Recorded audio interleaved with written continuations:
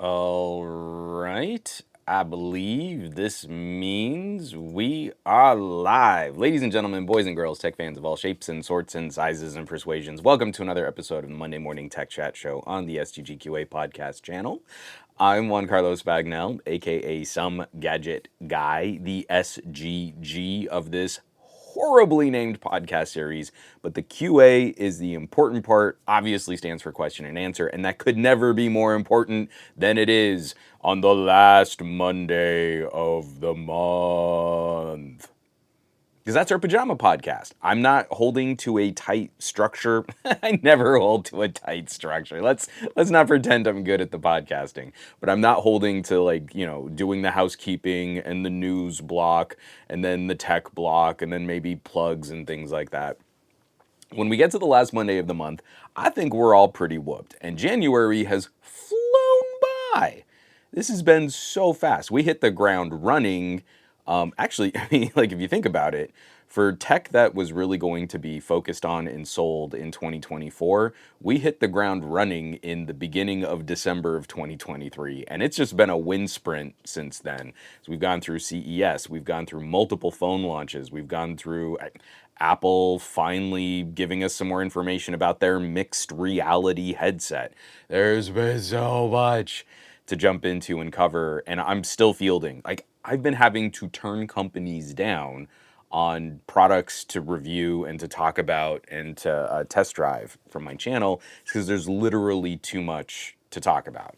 There's literally too much for a single YouTuber to cover adequately. If you just don't want a bunch of videos of me going like, hey guys, this is a thing and it's got specs, smash that bell icon and appreciate the pretty B-roll. So welcome. We are gonna ramble our way through probably 2 hours of utter tech shenanigans and nonsense. I'm gonna take a drink of coffee and then we're gonna do a little bit of a roll call right here now. As always, because of this new audio chain that I'm working with, please, if anything starts to sound kind of funky, let me know. Let me know if stuff is borking or is getting weird.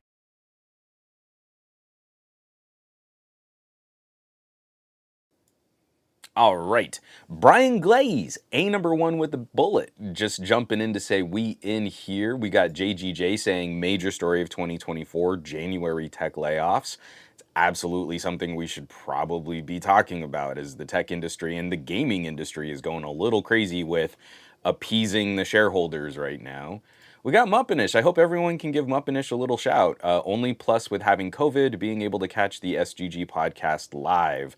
So I hope you're feeling all right. It's no joke. I'm not with these people that are acting like COVID is now just a cold. Take care of yourself, rest up, get well, talk to your doctors. Don't go light on that. We got Coppa Cash saying happy PJ Monday. Happy Pajama Podcast, if that's crime. All right, Ghost Starscream, we're going to talk about the Pixel 9 leak that was provided by someone who buys his renders from official manufacturers. We should probably chat about the Pixel 9. I like the look of the Pixel 9 leak. We can jump on that. We got Lamprose Bros. Hey guys, bros. Lamprose Bros. Hey guys, good afternoon from me. J-Man150 is giving us a wave. We've got Gary the Fireman saying good morning, geeks. Cedric Owen saying what up, peeps. I don't know if you two planned it, but you unintentionally rhymed. So Cedric and Gary, y'all like tag teaming. I don't know who's going to be the hype man and wear the big ol' oversized clock on a gold chain, but y'all representing. J-Man150 coming in hype. We're back. Happy Monday. I can't believe how close we are to February 2024 leap year. We got Barry Johnson announcing present. JGJ, do you have a tea to soothe your voice? Yeah, my voice is already coming in a little bit rough for this one, so I'm going to probably keep the tone a little more conversationally chill. I actually turned up the gain on my mic, which is why I did the mic check call before taking a sip of coffee.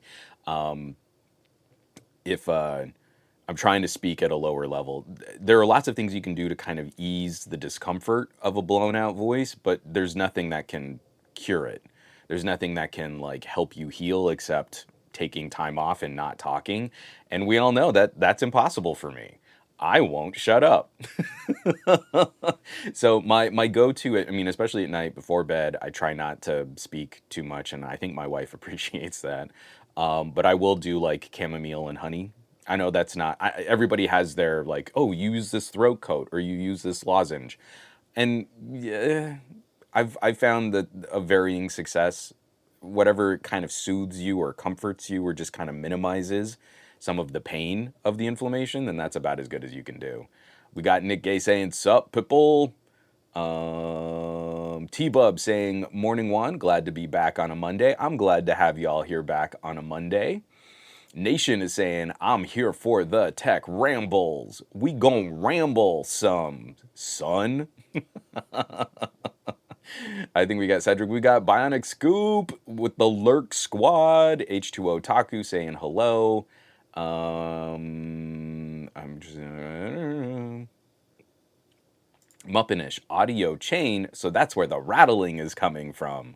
Get it? Because it's a chain. I love it. I love it. Okay, Muppinish is feeling fine, but their nose is completely stuffed up. Get that gunk out of there. Exercise out whatever is in there, whatever kind of spicy foods, comfort foods. Keep a box of tissues there. Don't let it stay up there because then it's going to become a sinus infection. All right, I am not a doctor. Hey, everybody, welcome to a tech podcast. I love it. Gary the Fireman says Howard Stern lives on hot water with lemon. So citrus is good, but if your voice is really inflamed, sometimes throwing acid on it, not a great plan. Now that can be soothing. Some hot water just kind of helps loosen things up. Absolutely. But the actual like science of your vocal folds and how your voice works, the only thing that's going to help you really get better is just not using your voice. So, yeah, it's pretty gross. The human body is filthy. It's really disgusting. And however we choose to manage that, I mean, that's just kind of up to us. See, Muffinish, I had like a smooth, not a doctor transition, but then I went and ruined it by going back to talk more about things that I'm not really qualified to talk about. Oh, man. Oh, Nation. So if we want, we can lead in with some Threads conversation because I find Threads to be pretty toxic. JMan150 is saying posture check, so I'm gonna just kind of give myself a little bit of a stretch there. Nation says Joan Westernberg blocked me on Threads for saying that the DMA stuff is about giving iPhone users choice. How are some of these folks employed as tech writers? So my experiences on Threads have been very disappointing of late. I've really been trying to make a concerted effort, picking out a couple of my friends who I feel they deserve a bit more traffic. I'm trying to employ the philosophy that we had on the subreddit. This is tech commentary that you feel deserves more attention.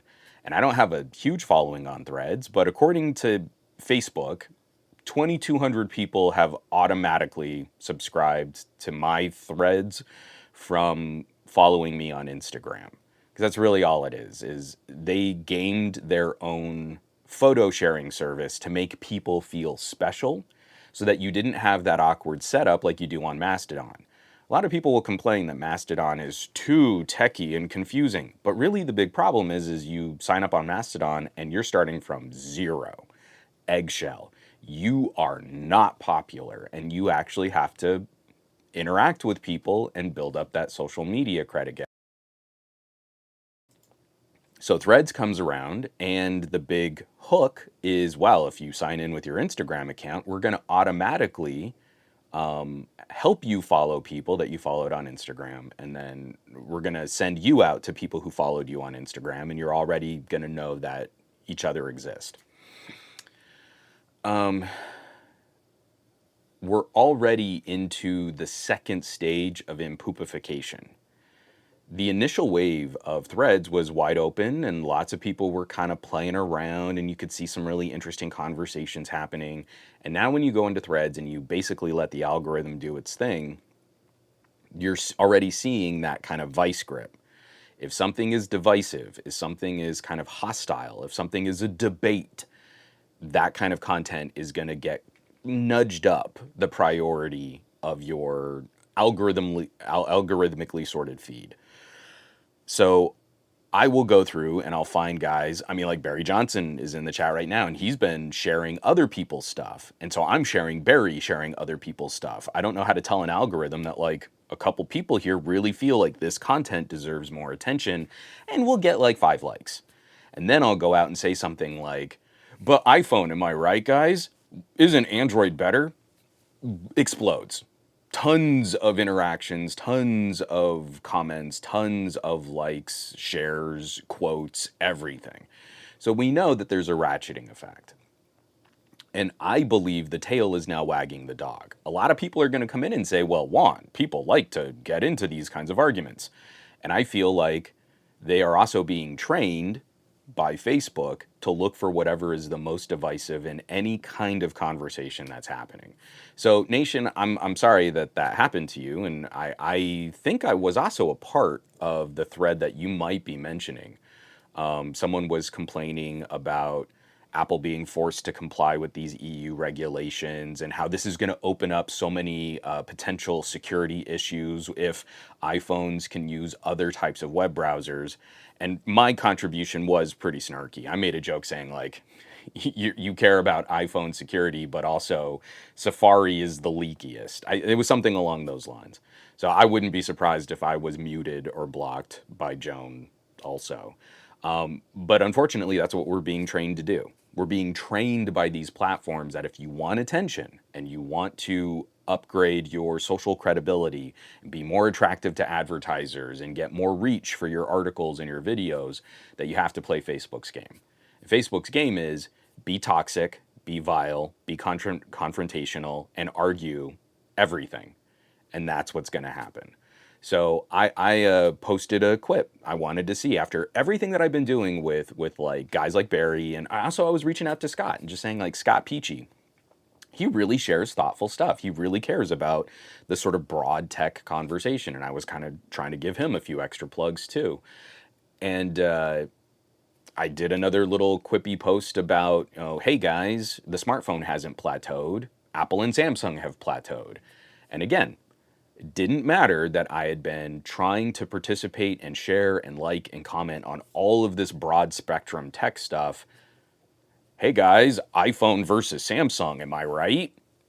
Exploded, peaked. That is all the evidence I need to know I cannot invest in Threads.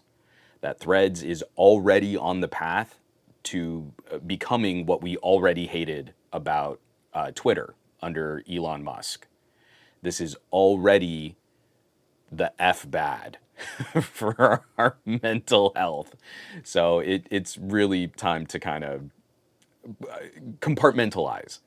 It's not like I'm not going to use Threads because I need to play that stupid game of doing social media as a business. So I will participate with social media as a business.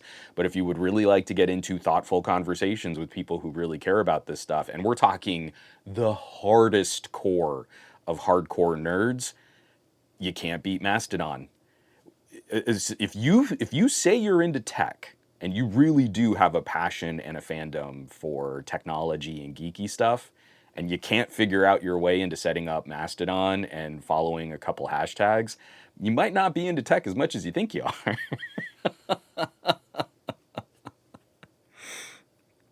are. Simon says, Hypno, honey, lemon, and WD-40. Yeah, that would lubricate the old vocal folds, I would imagine. Gary the Fireman. I'm not a doctor, but I play one on TV. So, but Gary, your name is Gary the Fireman. So I have to believe that you have had more first aid and medical support training than I have had as an Eagle Scout. Okay? So I would be 1,000,000,000% more confident your ability to assess and triage a medical situation. I'm just saying.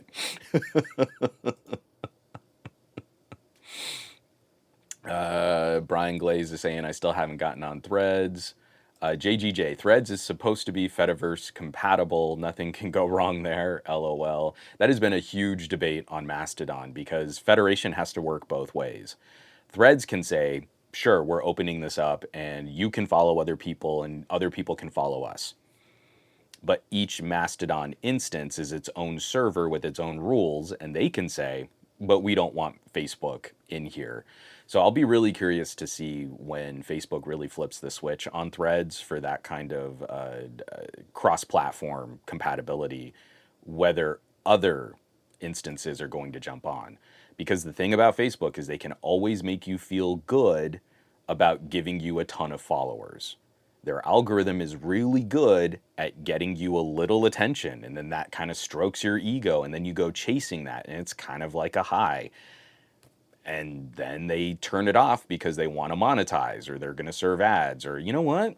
You know, you've got thousands of followers, but only 100 saw your last post. I guess you need to boost it. So if you just pay us, then you can reach the rest of your followers. And Facebook is the F toxic when it comes to manipulating your feels like that. Ghost Star Scream, that's not really a good opinion. Why would someone go to a platform they don't like just because that said platform has what said person wants? And Brian Glaze kind of immediately answers, you got to get that rage bait in. Oh man, that's funny. Muppinish is running Windows 11 on their Duo. That is hardcore nerd. Good for you. Dave Burns, and again, I have been interacting with Dave a lot on Mastodon. Mastodon gives me way more meaningful interactions than Twitter ever did. I'm okay with quiet nerds talking to me and liking my toots on the Mammoth.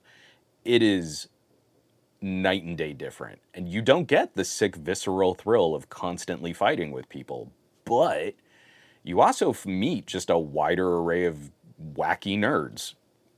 And you're like, I've learned so much more about like Linux and FOSS software, and like it really is a lovely place to hang out. I'll go visit Threads and drop a snarky post here and there, but I kind of live in Mastodon these days. Let me scroll this down right now. JGJ, yeah, that journalism degree is really valuable nowadays. We do really need a proper fourth estate, not to rein in the politicians, but to rein in the big tech these days.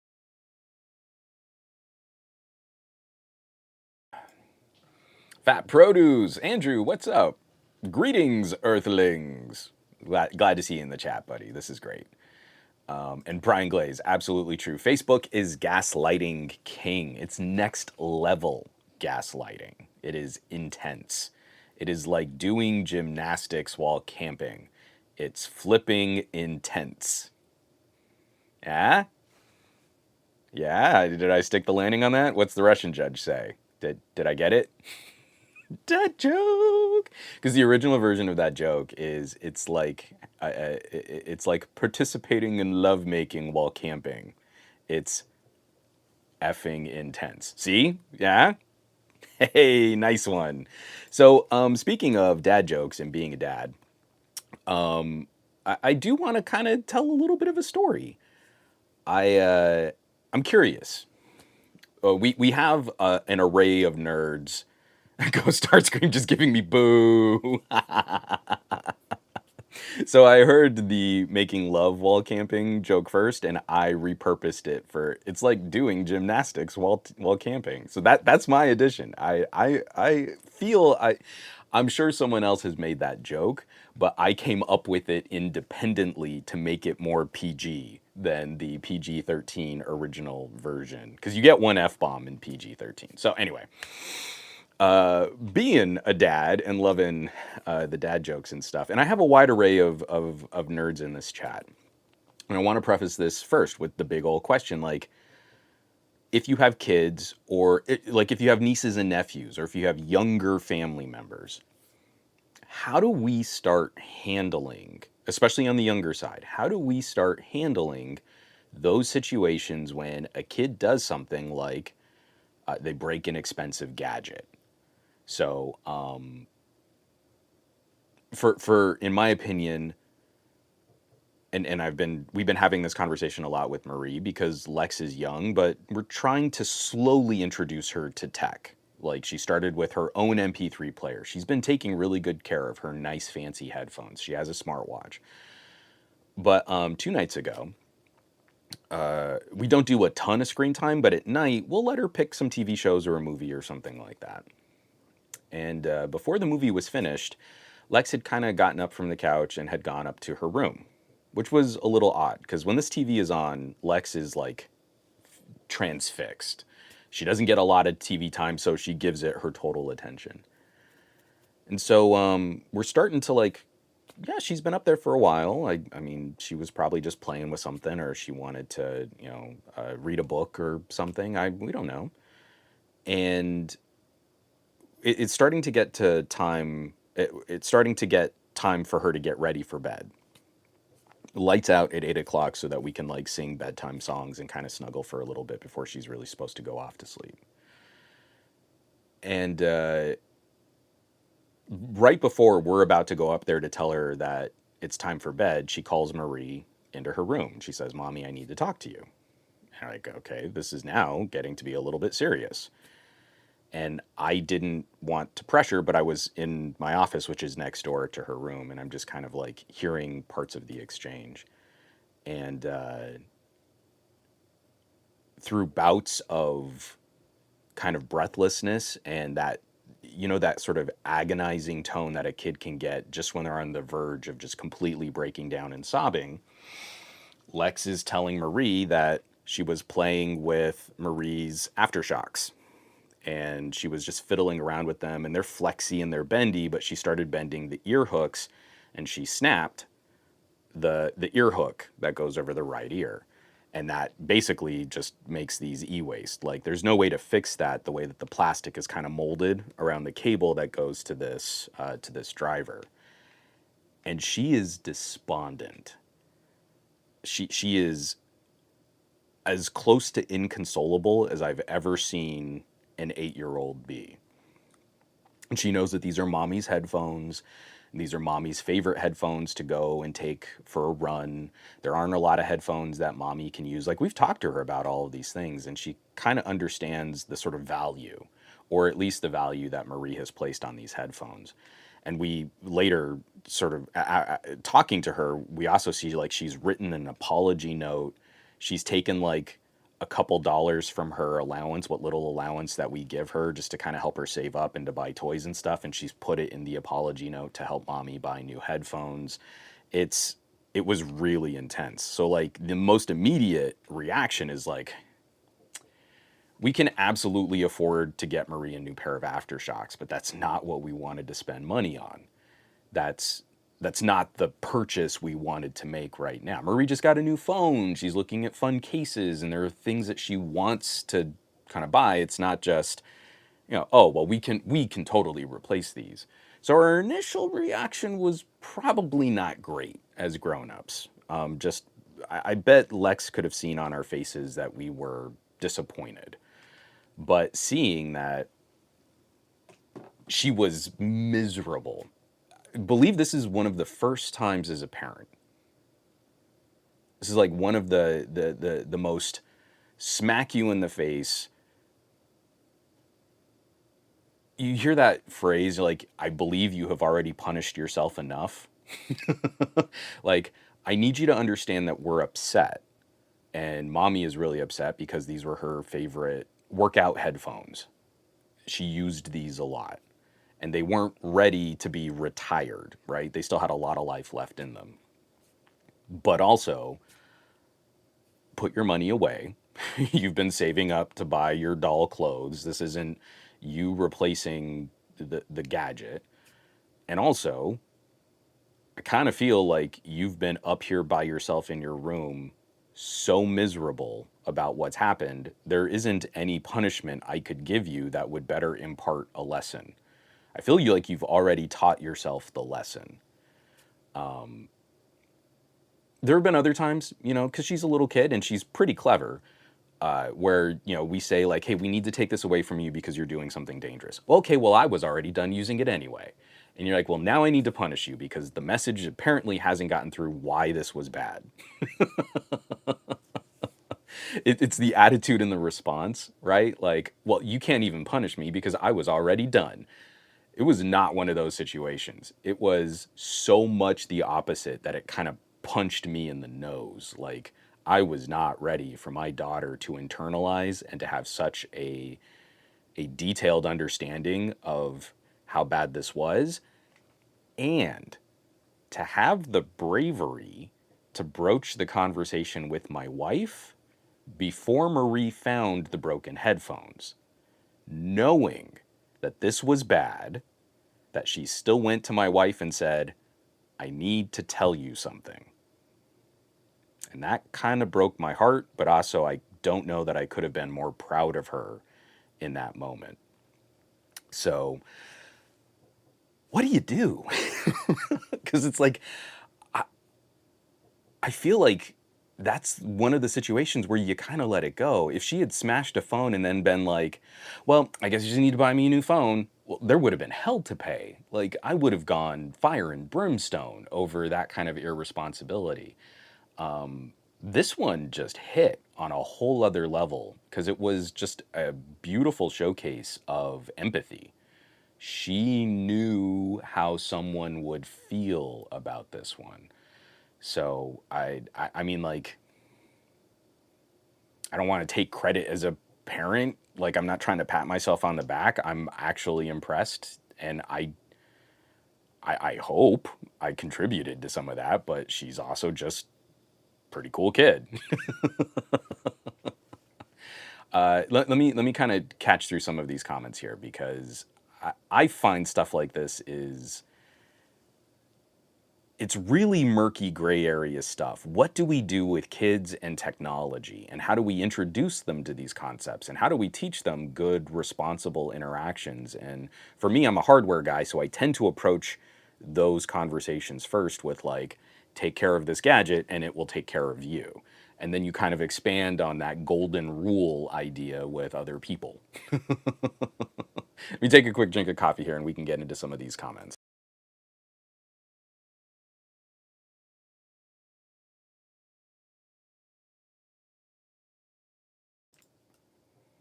All right, some folks talking about Mastodon. Oh,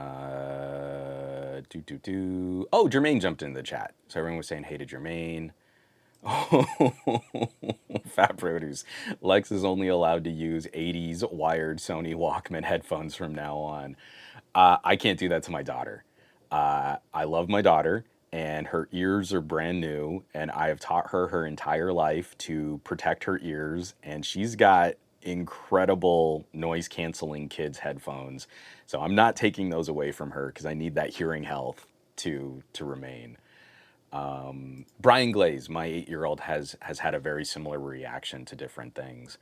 I feel like it's right in this time frame, right before you turn into a tweener and an absolute monster. Because I don't think anyone survives being a middle schooler.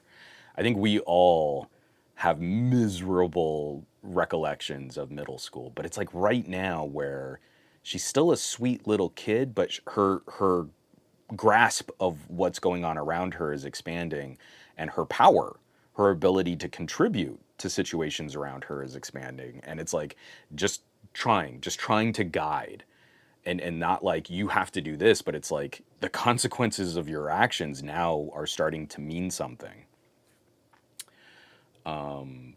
Oh, Jermaine, oh, that is sweet though from your kid.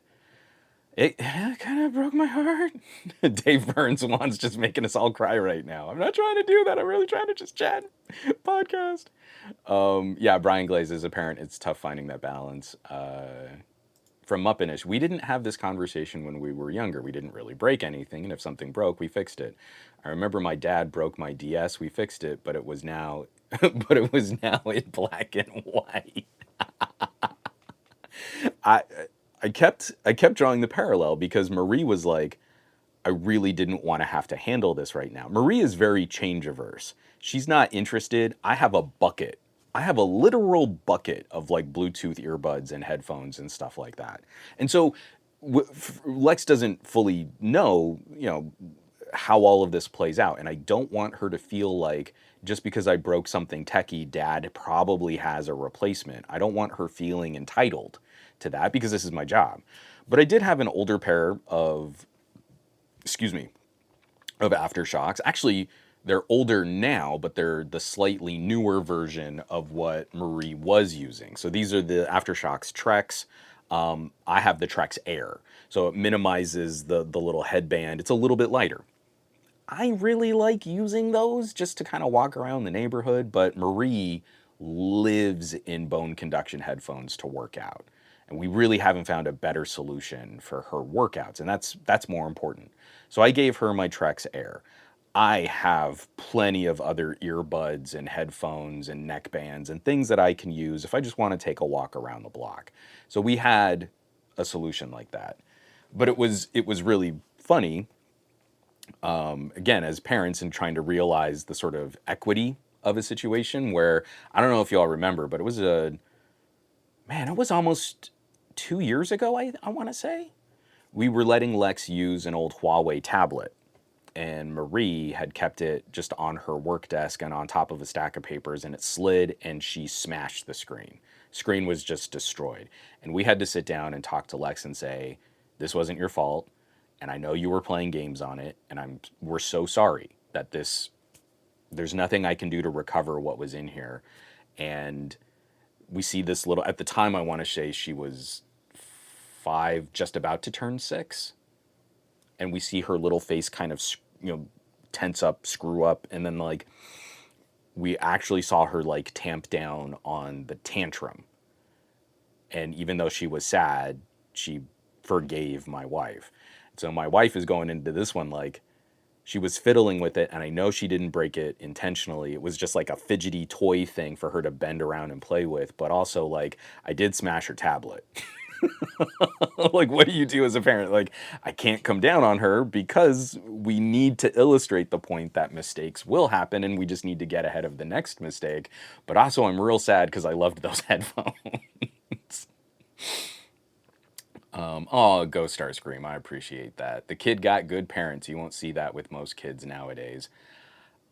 I have been watching my daughter's interactions with her peers.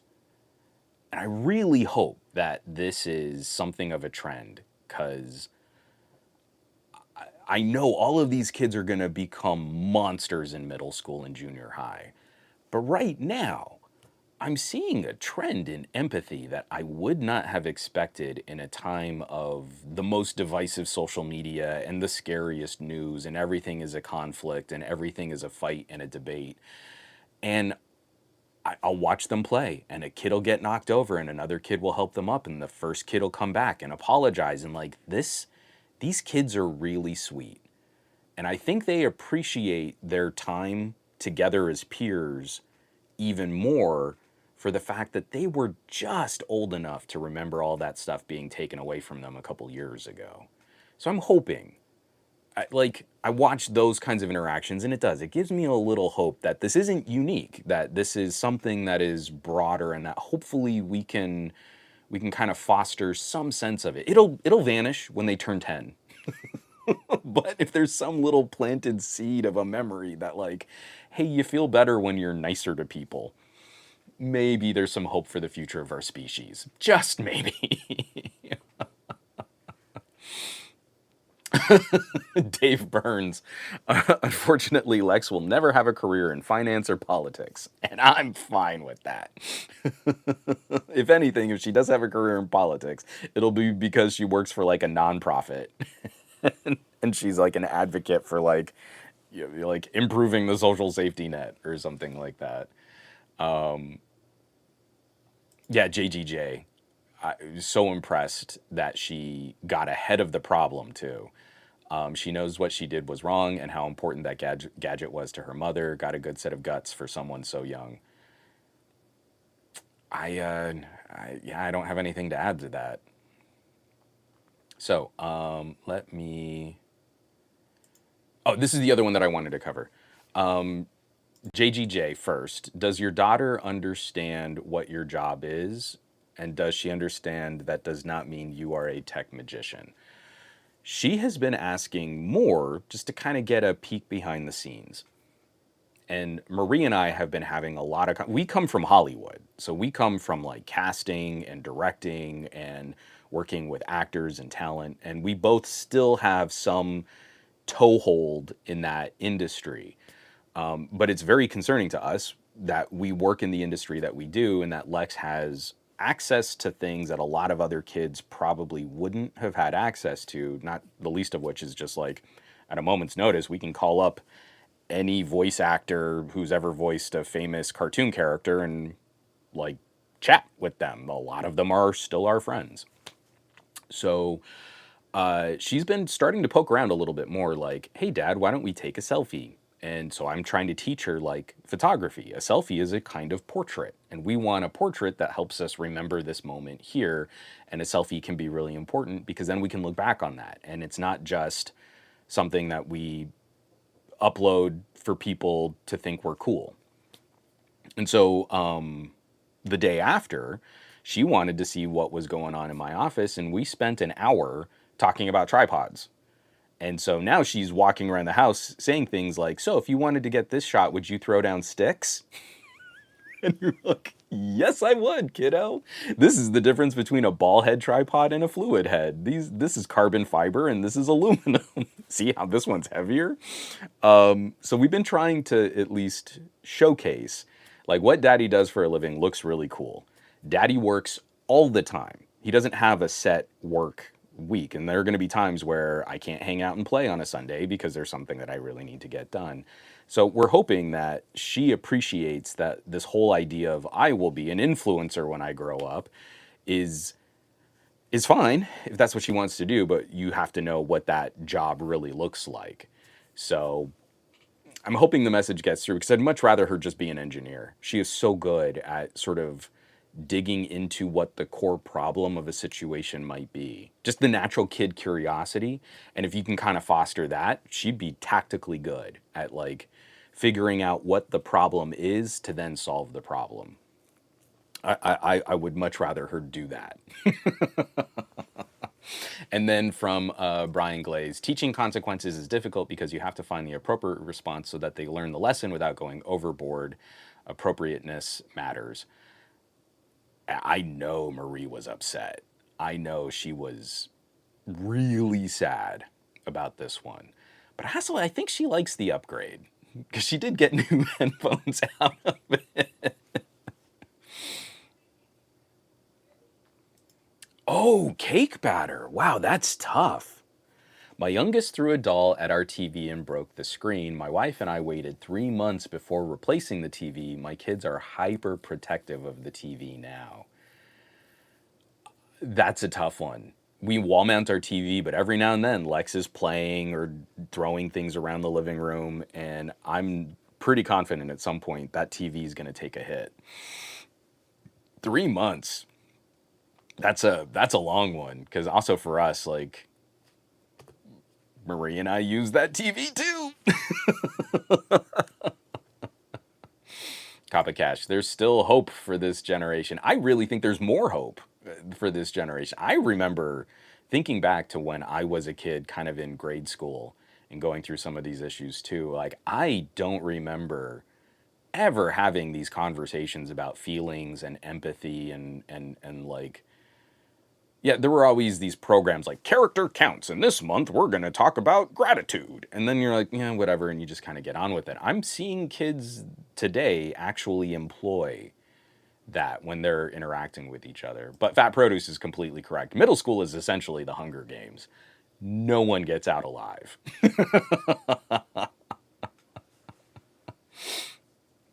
I know. Brian Glaze throwing down sticks is hilarious. She's got it. Like she's got the terminology and she thinks it sounds hip and cool. So I still have a little sway as a parent. Like again, when she turns 10, she's gonna think I'm the biggest moron on the planet. But when I point things out, like, oh, and here's the technical thing, and we can get into this, and let's talk about lenses and why does this look funky? And look, if we use a wide angle lens, it changes the shape of your face. So she's at least curious enough in the science of it that she'll still kind of listen to me as we go through. Oh, Ghost Starscream. This is absolutely a major problem, and a lot of schools are starting to address this now too. Ghost Starscream says, it might just be where I live, but I still see kids just old enough to not be a toddler anymore using a phone to watch videos and play games. Where did we go? Okay, it wasn't recently. It was before Thanksgiving. I might have mentioned this on the podcast. I apologize if I'm repeating myself. But we went to this really fancy Italian restaurant. This is sort of one of our treats. We try to eat out very minimally. Like if it's once a week, we go and grab a Costco hot dog, and then maybe once a month, we try to go somewhere nice. And there's this really lovely little Italian restaurant by our place. And we go there, and we're sitting next, because we have a daughter, they kind of sit families in the back in the not as nice part of the restaurant. Like you walk through and you see this beautiful like Italian deli and all these hanging meats, and then you get into this candle lit area. It's all hardwood and rustic, wrought iron and stuff. And then you go to the back room and it's families. I get it. It's fine. Food's really good. But we're sitting next to this other table and it's a family of five, and none of them look up from their screens. I think the youngest was probably five-ish, and the oldest looked to be about 10 or 11. But all of them, they didn't talk the entire time we were sitting next to them. They were all looking at phones and tablets. They get their meals served like they, and you see that thing where it's like they move just enough to acknowledge that a plate is kind of being put in front of them, and then they just sort of put their one hand above the plate. The littlest had the tablet, and she kind of props it up on a little tablet stand. And the entire time, like Lex and I are singing songs or telling riddles, or we're just talking. Lex likes to rewrite movies. She's already kind of got it in her head. Whenever she sees a movie, she'll spend the next hour telling you what she thinks the sequel should have in it. She'll just kind of make up an entire movie on the spot. I love it. I will sit there and listen to her because it's hilarious. And her grasp on plot is very rudimentary, but still like, and then this will happen, and then her sister will show up, and like, her sister, where did she come from? I don't know. Like, oh, it's amazing. I love it. I love it so much. As I am a storytelling nerd. So, as we kind of progress with these trends, just sort of, hey, the kid shuts up when we play Bluey on a tablet. Let's just get a couple moments of peace. Marie and I have done that from time to time. There are just times like I need some chill, and I know that this will pacify them for a short period of time. And then we have to kind of break out of using that as just the only crutch that we have at our disposal. It takes an effort. You got to overcome the momentum of the easy route. You have to, like, an object not acted upon by a force, you have to act upon that object with force and break out of that crutch, of using only that crutch. But we're already having those conversations. We live in an affluent enough neighborhood, and we go to a really geeky school. It's a STEAM focused school for Lex. And I'm grateful that a lot of the parents that are already thinking about this stuff are really conservative about tech adoption. I think it's next year that my daughter will get a crummy little Chromebook as the school laptop for her to accomplish some of her assignments and do some of her homework. I've seen these things. They are like the lowest of low end ARM chip basic web browsing machines, just to start introducing the concepts of how you do homework from a little computing device. Not exciting. Lex already has a better tablet than what she will be issued in a Chromebook to use next year. I believe as I get older, we're going to need to start having those parent conversations. I'm going to be the Marge Simpson of tech in these kinds of conversations. If it turns out that like she gets to junior high and there's a rampant bullying based on what phones people are using, we need to go to school officials and say, if kids can't handle the responsibilities of using tech and social media with their peer groups, then we need to make a concerted effort to say no more tech or social media in this sort of like school context. plenty of opportunities to send kids to school with flip phones. I will help parents find alternatives, but if they're bullying each other over the color of their text messages, then they're showing us that they're not yet ready to have the responsibility of owning this kind of technology. Right now, that's going to be an uphill battle because of what you're talking about and stuff like this, Go Starscream. I feel we just sort of serve the tech to a kid. We're not introducing the concepts very well. We're not building them up. There are very few things that I will just take credit for, being a good parent. My daughter consistently surprises me and delights me, and I'm so proud of so many of the things that she's just naturally come to on her own. The nature versus nurture of all this. But the one thing that I will kind of pat myself on the back about is we started slow. My daughter loves music. She loves music. She's put together her own girl power female singer playlist. She dances and sings, and you can see that spark. She hears a new song and she really digs it. We started her off with an MP3 player, no web, no. The fanciest bit of the technology for the MP3 player was if you plug in cabled headphones, it can also act as an FM radio. That was her wireless connectivity. That was her ability to reach out and get information. Nothing internet related. That's when I will say, like, we started her off with something super basic, and she showed us that she could take care of it. She could charge it all by herself. We plugged a charger in her room, and it used the same micro USB cable as her old, but her nice Bluetooth headphones did. And she knew how to plug it in, and okay, I can see the battery is topping off. Like, she showed us that she could do it, and she was doing that at, like, I think we got it when we moved in here. So yeah, it must have been just when she was about turning 6. I think that's a pretty big deal for a 6-year-old. Doesn't mean that she's ready to just handle mommy's phone without parental supervision. When the second she's picking up a phone or a tablet, I'm very curious what she's doing. I become very invested in what's on that screen that she's using.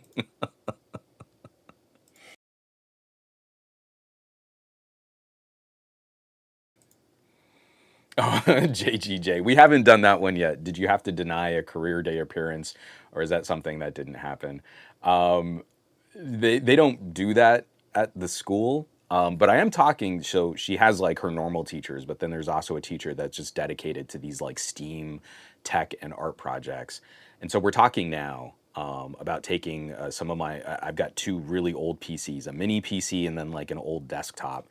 And I want to show the older kids, like the 5th graders, what each of these pieces are. Like, let them take it apart. Very carefully, we're gonna like, okay, I want you to unscrew this, and over here you can take this out and pull out the RAM, pull out the hard drive, do all those things. And then I want to let the little kids just destroy the stuff. These are like machines so far past their prime, and it would cost so much more to get them into good working shape again that it's really not worth it. But I think it would be a really fun educational opportunity to say, all computers kind of work like this. Now, if you notice, we've got a really big computer here. That's pretty easy to take apart. And we've got a little computer over here. That's much more difficult to take apart. And then you look at a tablet.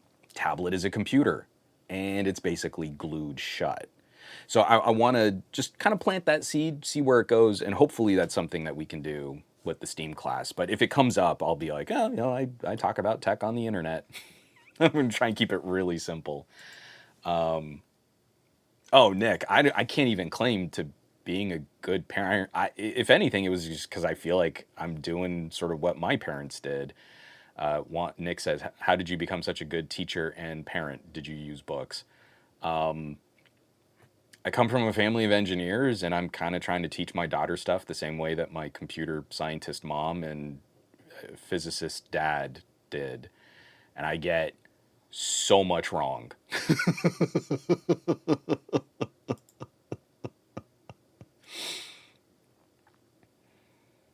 Oh man, you guys, like with your busted TVs. Brian Glay said, good comment from Cake Batter. My 3-year-old broke our TV in early 2023, and we didn't get a new one until earlier this month. So I don't know that Marie and I could go that long. I feel like we could probably stick it out for a month if I also got real creative with like using a portable display and then hooking that up just after Lex goes to bed so that we could do some stuff. It's just funny because like so many things. My wife is really not a gamer, but she's started to play more racing, kart racers and arcade racers with Lex and I, and we still fire up like Teenage Mutant Ninja Turtles: Shredder's Revenge. It's just so easy to just jump into three players, beat up some ninja, and then like have a good time just laughing at who didn't get the pizza when they were supposed to. You folks are blowing me away. Like you could go like 6 months without a TV. I know I'm proper addicted. Like the idea of that is like, oh wow, that sounds like it would be really hard.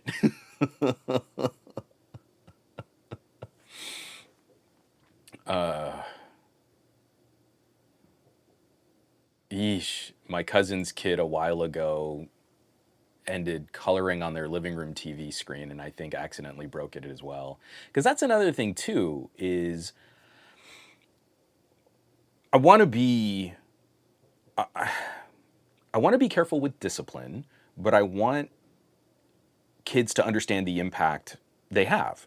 And that's also an important part of the conversation where it's to describe, like, hey, you have a lot of power in these situations. My daughter is a strong kid. She is a clever kid.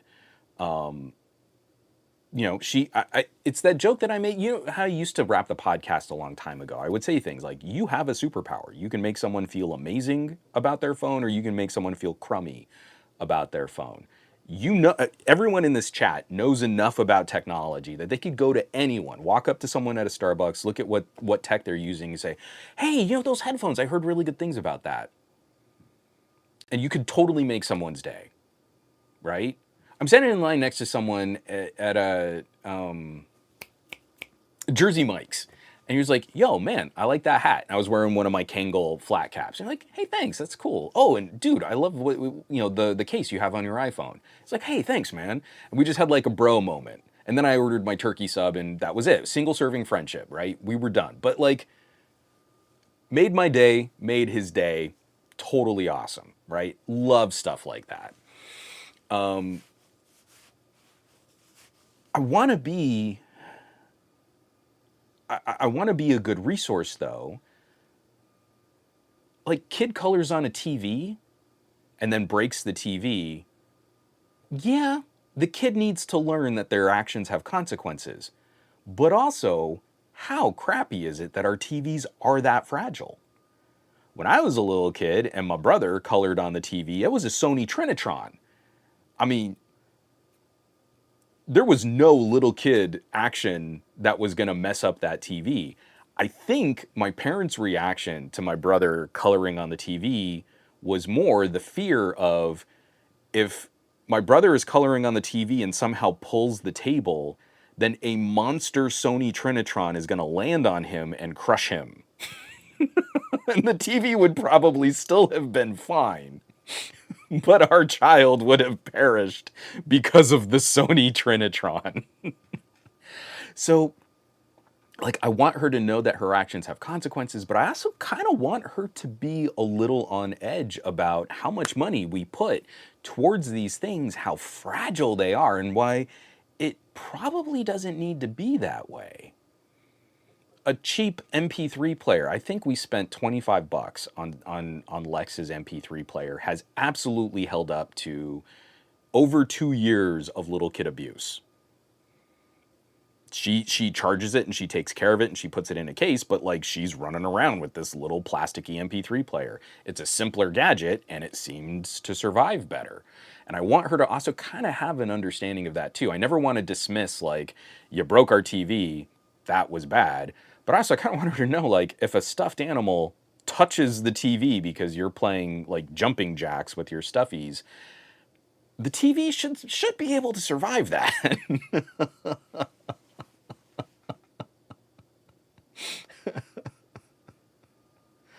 Oh, Simon says, Hypno, the cathode ray tube babysitter is truly mobile now.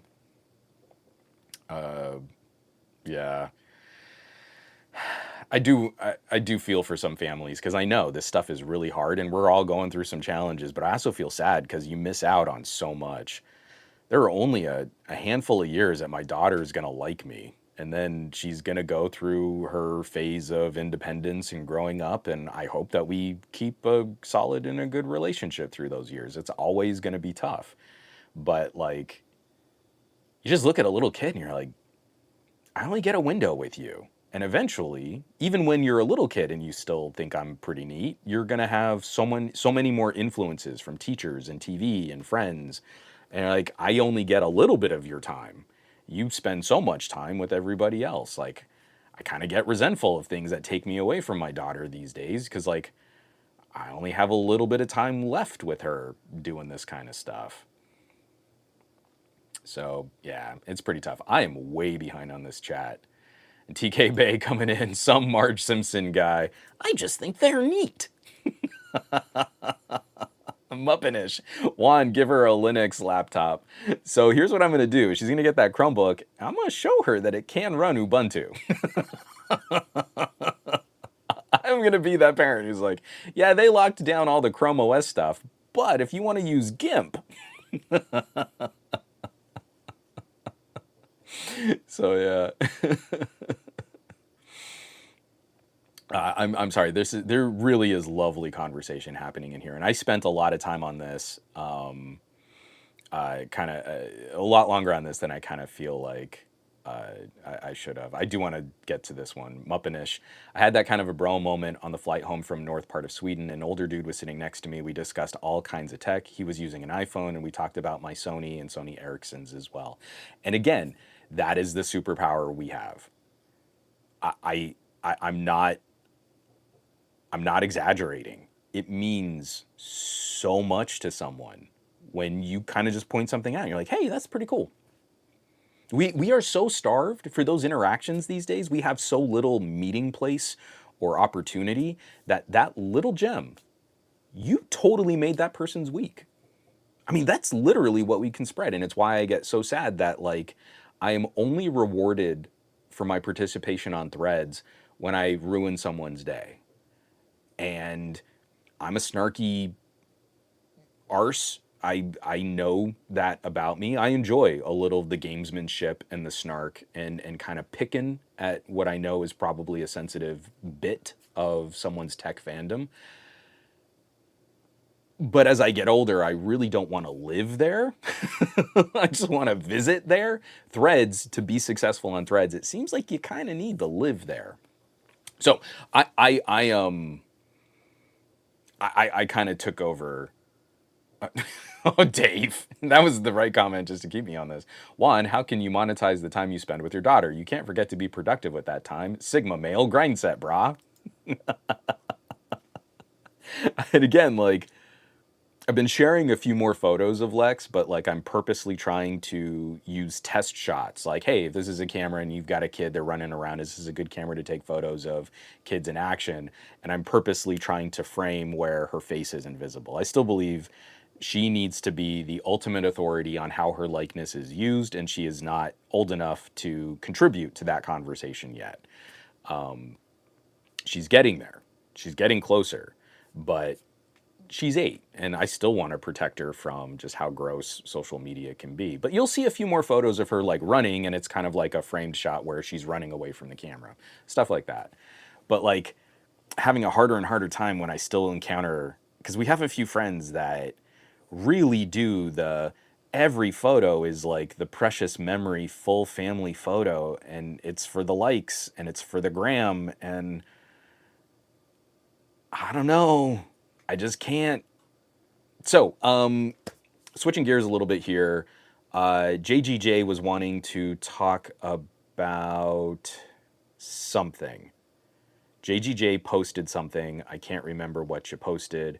And why don't we switch gears and fire up just a little bit of Pixel 9 chat? Go Starscream. Thank you, reminding me we were mentioning Pixel 9. And you know, with the Pixel 9, let me pull up Pixel 9 render. We can do a little screen share and talk about this one here too. Because I don't know, y'all, aren't you so tired of how everything is copying the iPhone now? Any phone with flat sides is a iPhone, obviously, because only a iPhone can have flat sides. So this is from Ron Amadeo, who, I don't know, typically doesn't like Android stuff, I guess. Sorry, that was really snarky. See, there I go, just trying to be a punk. Oh, JGJ wanted to talk about tech layoffs. We will absolutely follow up on that. Thank you, JGJ. Just for some Pixel 9 action here. Google's Pixel 9 gets its first render. Looks a lot like an iPhone. And I don't know about y'all, but I don't think this looks much like an iPhone. So the biggest thing that people are going to harp on is that it has flat sides. And okay, I guess, but I guess flat sides and like rounded corners into the screen, right? So it's a very ovally kind of rectangle. But you hold this phone up in public, and immediately you're going to see that camera visor, the bender. I am bender. Please insert girder. And that looks nothing like an iPhone. And it's those little details that I feel average consumers, like the general public out there, they actually do pay attention to that, right? They know if you have 2 lenses on the back of your iPhone that you're cheaper than someone who has 3 lenses on the back of an iPhone. So if they're paying attention to a square and the number of circles in that square, they will be discerning enough to see that this doesn't have a square, that it has an oval. And so likewise, we can pick up something like, I need to send this back. Hey, TK, if you're still in the chat, I'm wiping it out today and I will return your iQOO. But this iQOO, that has flat sides, so I guess this must be an iPhone. But if you turn that around and you see this, you know that's not an iPhone.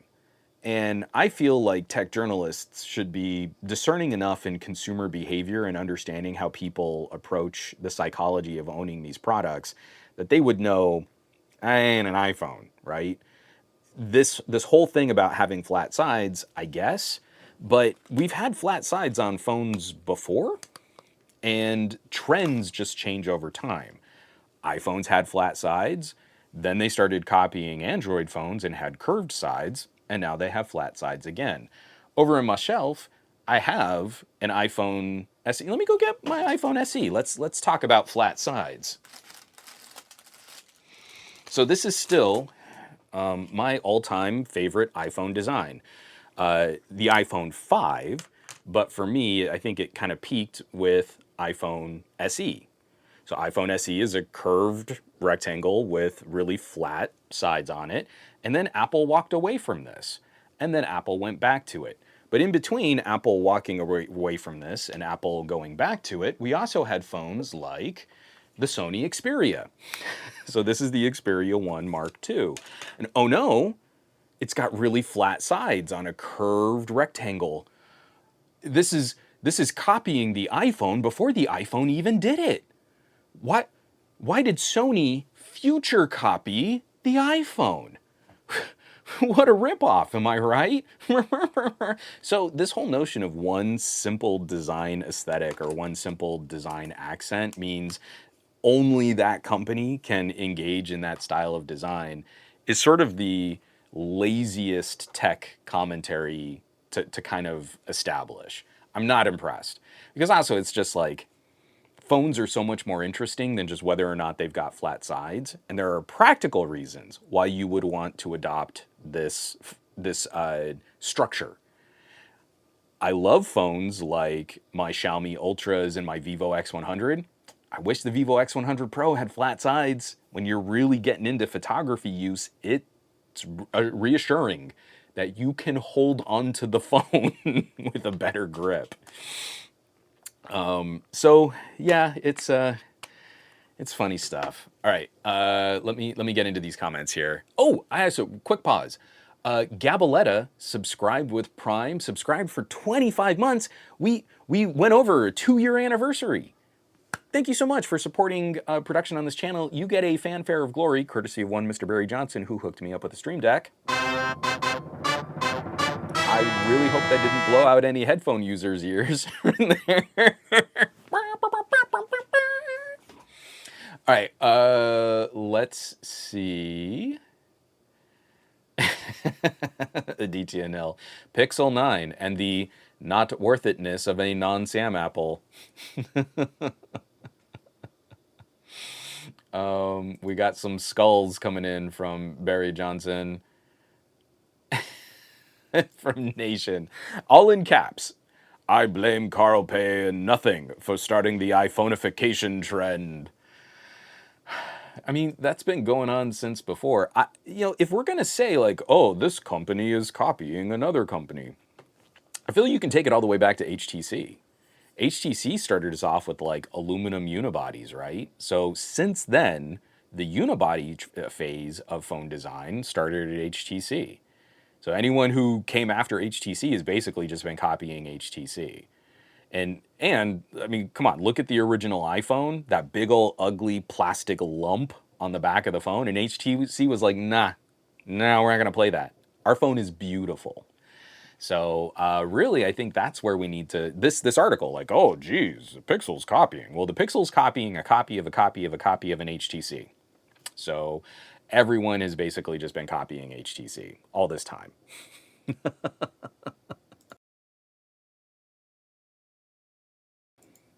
A DTNL saying, yo, that camera lens is big. Are we getting a bigger sensor? I don't know what to expect. I would not be surprised if this is the last year, if Pixel 9 is the last year where we still hang with the GN1, or the variants of the GN1, a 1/1.3 inch type sensor, and maybe instead of Pixel 9 Pro getting really exciting upgrades, if Pixel 9 Pro kind of stays in place, but Pixel 9 goes to a triple lens. That's, like, I'm gonna put that out there as my wacky prediction for Pixel 9. So we get a third lens on the Pixel 9. The 9 Pro is still the nicer overall phone. And then next year for Pixel 10, we should be getting the TSMC. Here's what I really want. The TSMC variant of a Tensor chip. So we get, even if we can really push aggressive, we can get 3 nanometer Tensor design, Google chip, TSMC, not Samsung. And because they're not using Samsung for the chip, we can also start playing with some of these alternative sensors from Sony. So we're not using the Samsung, the ISOCELL sensors, we're using the sort of slightly more bleeding edge Sony sensors. That to me would be kind of an exciting Pixel 10 conversation. It is ridiculous to me that I'm still in the middle of using and talking about the Pixel 8 Pro, and we're on to Pixel 9, and I already have prognostications about what Pixel 10 is gonna be. Dave Burns, Juan, they got to get that iPhone in the title for the SEO and the rage clicks. Yeah, you're right. If you don't put iPhone and Samsung in every article's title, then you don't know how to SEO, bro. So Ghost Star Scream, it looks like an iPhone mainly because of the frame design. The flat frame and the exact frame curvature on the edge is very iPhone 15-esque. It is. And the iPhone sort of frame design kind of recalls other devices that have had curved rectangular shapes in the past. And we've had other examples of devices, and we have examples of Apple embracing that design philosophy and walking away from that design philosophy. I just showed the iPhone SE original, but I also have the iPhone SE follow-up. And let's see how consistent Apple's design philosophy has been. Oh, this case is really difficult to get off. I'm always worried that I'm actually going to damage and bend my newer iPhone SE. So let's see, we've got the original iPhone SE based on the iPhone 5, and it's flat sides with curved corners to the rectangles, metal and glass sandwich, very HTC looking kind of phone. So that's the iPhone SE. And now we have the newer iPhone SE, and it's totally curved sides. The corners are curved at slightly different angles because of the sort of rounded edges. It's not flat and grippable like the iPhone 5 was. These don't look like devices from the same company. If we're really nitpicking smartphone design, Apple left this, and if Apple leaves it, other companies can use it. Apple did this, and did this through what, the iPhone 11 Pro? The iPhone 12 that we went back to flat sides, I can't remember. So, no, I'm not particularly impressed with the argument being Apple gets to own flat sides forever because they move into and out of different design trends. Every company does. So, I get it because I'm very anxious about things like iPhone does titanium, so Samsung makes a big deal about titanium. That to me is kind of a copycat tactic. But just putting flat sides on a phone doesn't, we would never confuse a Sony with an iPhone. We would never confuse an iQOO with an iPhone. We know that these are different, and one of the major structural and architectural differences in what people will look for in a phone, when you look at that Pixel 9 render, if they really do that hard elevated camera visor on the back of this phone, no one's going to say, oh, that's totally an iPhone. If you look at the Xiaomi's, you might have a, I don't know if I can find my Xiaomi 14 quickly enough to do this. Yeah, I can't see it. I have too many phones.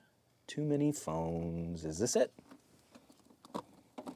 So like the Xiaomi 14, you could maybe make a play that this is going to be a little bit more iPhone. Xiaomi 13, not Xiaomi 14. This is the Xiaomi 13, and it's got the flat sides and the kind of curved angles, but the camera module is a smaller square that sits where the iPhone camera sensors kind of sit. On a glance, someone could look at this and say, oh, they've got kind of a weird case on their iPhone. That, I would say, is slightly more indicative of iPhone-styled design. What Google's doing, no one's going to confuse that for an iPhone. What Vivo's doing, no one's going to confuse this for this, and no one's going to confuse this for an iPhone. So when we really talk about like copycat design, you have to go into sort of a more granular look at like what the whole device is going to look like and fit together and resemble. And I don't think that's the Pixel. I think the Pixel is actually looking like a pretty unique phone given that the trend for design is flat sides again. Let me take a drink of water here. Give me just a second here. Oh, and while I do this, Gary the Fireman has gifted a tier 1 sub to Aditya Anil. Gary's given 262 gift subs. Thank you so much for supporting production, for supporting the stream and the channel.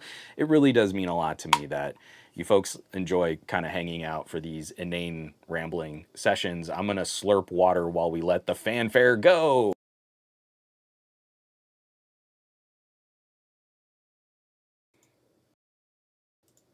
That didn't work at all while the fanfare goes. Sorry about that.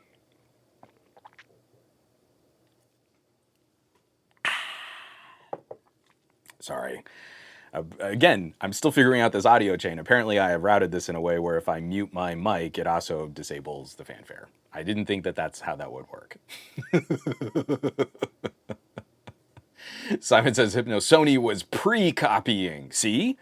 Is the only thing I can come up with because only iPhones exist. So if another company makes a device and they have a design trend that comes out before the iPhone, obviously they were still copying the iPhone.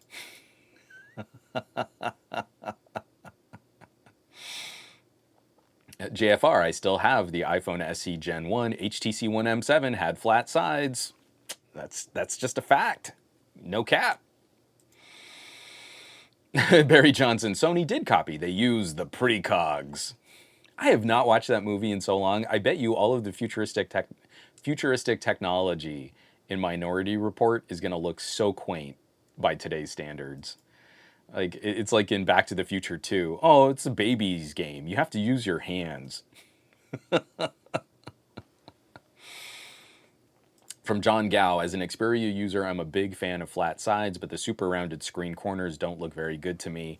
And again, it's kind of interesting, like how we're trying to do things, like how we round the corners on a display, and we want the screen to kind of go to the edges of the frame, but then also our software is kind of built around rectangles.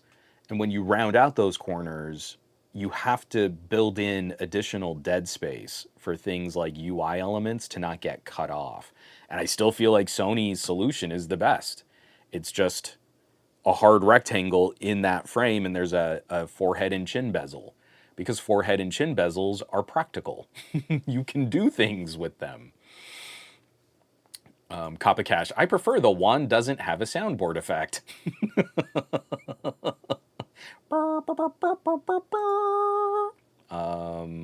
Brian Glaze, conclusion by HTC. I love it. From Haas Sam, I was surprised by Samsung S24 pre-orders record. I'm not terribly surprised, but, and I'm not trying to rain on anyone's parade here. Every year since the S10, we've heard of some metric. Samsung has beaten expectations in this area.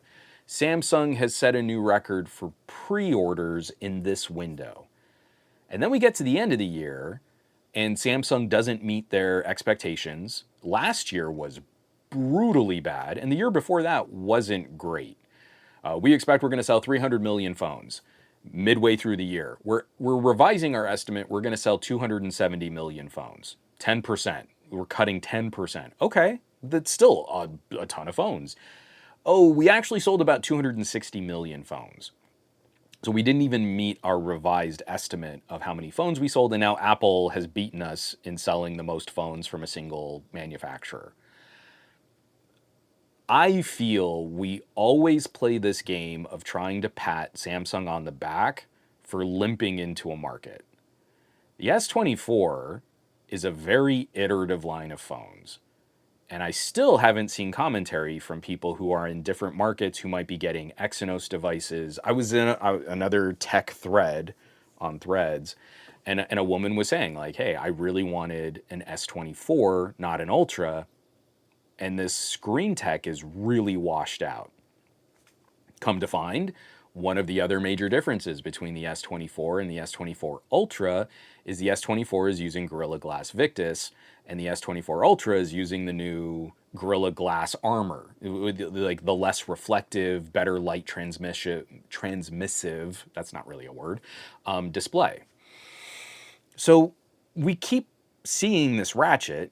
We know Samsung is going to offer the absolute best sales, deals, and trade-ins right in that pre-order window. And so, yeah, it makes sense that year over year over year, if you're kind of invested in the Samsung ecosystem, more and more of those Samsung customers are gonna leap right at the beginning. But now I'm a little anxious. Are we going to see any kind of sales momentum play out over the whole rest of this year? The S24 is the weakest it's ever been. The S24 Plus got a few nice little updates and improvements. It makes it a little bit more competitive, but the OnePlus 12 destroys the S24 Plus in every area except DeX.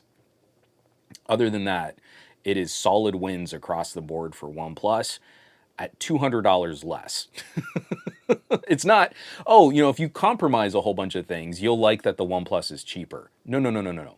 It is better in almost every single category, and it's $200 cheaper. So I don't think that momentum is really going to carry us through. Samsung is seeing some success with the Apple strategy, that if you make your premium phones pain points, more people will start finding the budget to step up to the Ultra. But I think that this is a mistake in the long term, because there are a lot of people out there who just want a really nice phone with a big screen, and that's why they used to buy the Note when there was a dedicated S24 Ultra that didn't have an S Pen. We saw that there were a lot of sales on that device. I want to say it was with the S22 Ultra that we did see that sort of replacement cycle, but the S Ultra used to outsell the Note. It used to have two categories of phone, and Samsung used to make more sales with both of those until the Note 20. Note 20 is where Note fell off a cliff. And I'm not surprised, because it was also the Note that it lost the most amount of stuff. And it was that there was the Note 20 and then the Note 20 Ultra. Was it called an Ultra? I want to say it was. That year, Note didn't do well, so Samsung killed the Note. Very short-sighted. You used to have two different categories of ultra tier device that consumers could choose between, and you ended up with more sales of those two devices combined than with just calling it an ultra, but it's really a Note. So I'm glad Samsung broke some pre-order sales records, but I'm not confident that this is going to be a good year for Samsung. I really think Samsung's in trouble. And I think international competition is going to wall up Samsung. Here in the United States, unfortunately, I think more people are going to leave Android because of how underwhelming the Galaxy S series is.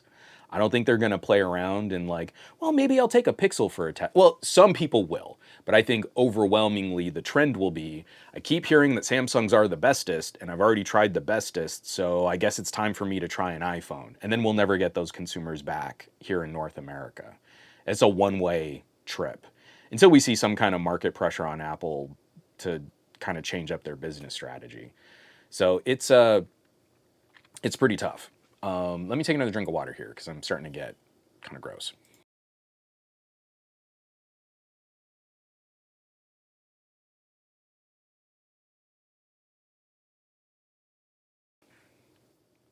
So yeah, I'm kind of with you, Hassam. It's an interesting bit of news, but I don't think it means what techies are trying to say it means. Because I don't think the pre-orders on the S24 are going to sustain into the actual sales of the phone.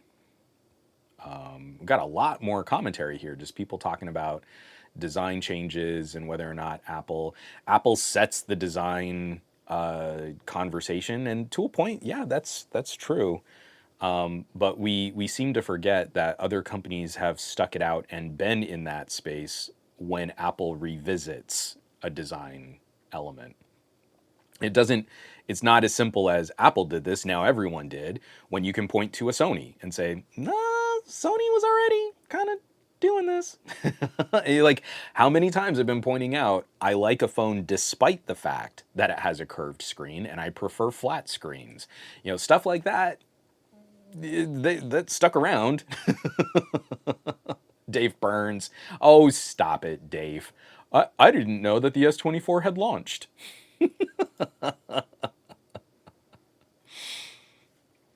Barry Johnson is saying, I believe it was a pre-sales record in South Korea. I think they said it was 1.2 million pre-orders. I haven't looked it up. I feel like I just keep getting burned on Samsung expectations because we never come back at the end of the year and say, hey, Samsung made a lot of noise and then they didn't live up to their expectations. Why are we still continuing to act like everything they do is the most impressive and exciting thing that they've ever done when they keep failing to meet their own metrics and standards? And that's not what a tech conversation should be. That's what a Samsung fan conversation is. And having been a Samsung Knight in a previous life, I get that. It's nice when someone says something neat about your favorite company, but that's not news. That's bias confirmation. Let's see. Let's get this down. Let me catch back up because I did want to cover. Let me see if I can find the news article that I'd found, and if someone has one, please recommend. But JGJ was talking about the tech layoffs. Oh, whoops! It would help if I was typing in the right field. And go to news. Man, my computer's running real slow right now. Let me just pull, this is the first one up from CNBC. This isn't what I was reading this morning. I bet you what I was reading this morning probably had a better breakdown on what's going on here. From Ashley Kaput at CNBC, tech layoffs balloon in January as Wall Street rally lifts Alphabet, Meta, Microsoft to records. So the key points, so far in January, some 23,670 workers have been laid off, the most in any month since March, according to the website layoffs.fyi. The downsizing comes at the same time as investors are becoming more bullish on tech. The Nasdaq is at its highest since early 2022, and Alphabet, Meta, and Microsoft have all reached fresh all-time highs, especially Microsoft, as Microsoft is now... Did Apple rebound, or is Microsoft still the most profitable tech company, or not profitable, but highest market capped tech company? Let me see, Micro's stock price. I think we can just look this up now. 407. Let me just do Microsoft market cap. Let's do that instead. Oops. You gotta all hear that I don't type very quickly. Market value. 3.03 trillion. $3 trillion brand at Microsoft versus Apple. 2.46. Okay, that's actually a lot more sizable than I thought it was. I thought it was like a hundredth of a decimal, but it's like $500 billion. The $500 billion market difference between Apple and Microsoft. I am no fan of Apple, but in how silly all of these imaginary numbers are, because this is fake. This is completely fake. It has nothing to do with the actual profitability and operations of a company. It's based entirely on the perception of the company and how shareholders fall for fads like crypto and now AI. Who really feels that Microsoft is doing $500 billion better business than Apple? I prefer Microsoft, and I use Microsoft services, and I've got a Windows on ARM tablet. I'm so into Microsoft. I like Windows on ARM. And I think you're silly if you're still fighting Windows on ARM. Windows on ARM is really good. I like Microsoft. I have Microsoft Office. I pay for a family subscription. I use OneDrive instead of any other cloud storage provider. Who here thinks Microsoft is doing $500 billion better business than Apple is doing right now? I want to see it. Let's see in the chat. Who's doing it? Who thinks that in what these companies' impacts are on consumers' lives, that Microsoft is actually doing $500 billion more? Yeah, John Gao, it's Microsoft 3.03 trillion versus Apple 2.96. Oh no. Am I looking at this wrong? Microsoft's hits 3. Did I just get burned by AI? I think I just got burned by AI. Oh wow, this is great. So like I just pulled this up on Bing, and Bing AI chat is like, oh well, Apple is at 2.46, but that's not from this article. Now that I've looked at this article, Microsoft now sits at a market value of 2.46 trillion, and that was from 2021. I just got slapped by AI. Again, this whole Bing AI thing is pulling up numbers from 2 years ago. So how is that relevant information for what I'm searching for? That's hilarious. I just got scrubbed. Thanks, AI. So now I'm even less confident on the future of Microsoft's AI strategy, because I'm literally using Bing Chat to say, compare Microsoft's market value versus Apple, and the reply I got gave me 2-year-old information. Wow. I suck.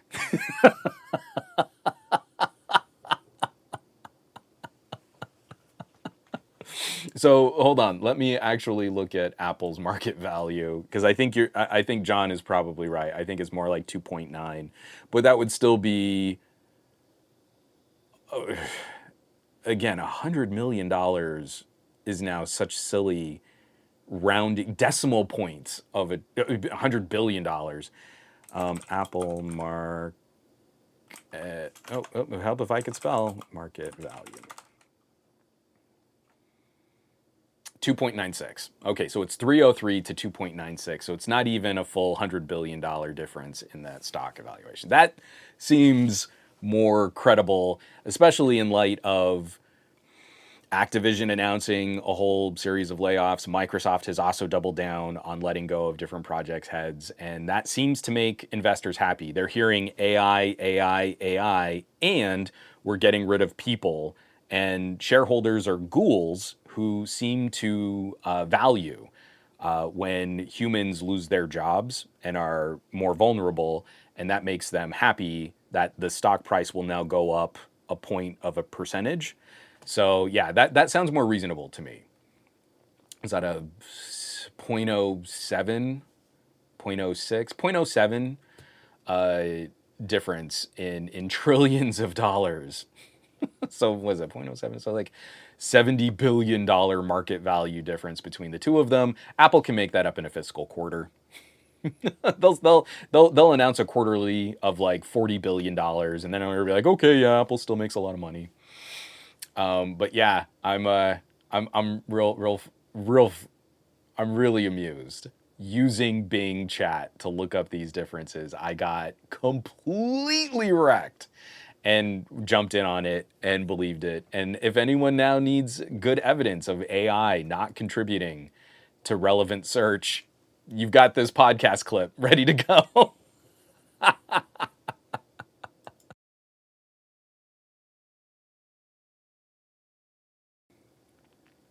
So yeah, from JGJ asking the question, I feel like we're going to be in for another era of tech recovering or rebounding from the hiring days and the remote work policies of the pandemic. It's funny that we're still feeling the impacts of that today, but you can only lay off staff to improve your financials to a point.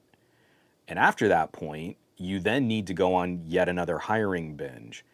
And this to me is, I feel, emblematic of one of the problems we see in big tech, where we see these companies starting to throw money at like moonshot type projects. And want to get people really excited about what like the next exciting thing in technology is going to be, and they're hyping this up, and they're so focused on trying to disrupt or trying to impress that they're not doing a very good job of maintenance. I think Google sets the standard for this. They are constantly ramping up on a new exciting project and then killing something that people that they had an established audience, but they didn't have enough people using it. So instead of iterating and building and improving, we see new, dead, new, dead, new, dead. And I think consumers are done with that. I really feel like I want to use VR as an example because I've said this in previous podcasts. Apple will have more credibility in mixed reality for never having done VR before. Google and Samsung are working together, and Samsung's going to come out with a new headset, and Google scrapped their AR plans to build the software that will get everyone into using a Google flavor of VR, and that will have zero credibility with consumers. None. It's going to be Stadia, because Samsung has dabbled with VR with Gear VR, and they dabbled with mixed reality with the Microsoft platform on the Odyssey headsets, and then Samsung left the scene. Samsung left users high and dry. There was no follow through. There was no investment. There was no upkeep.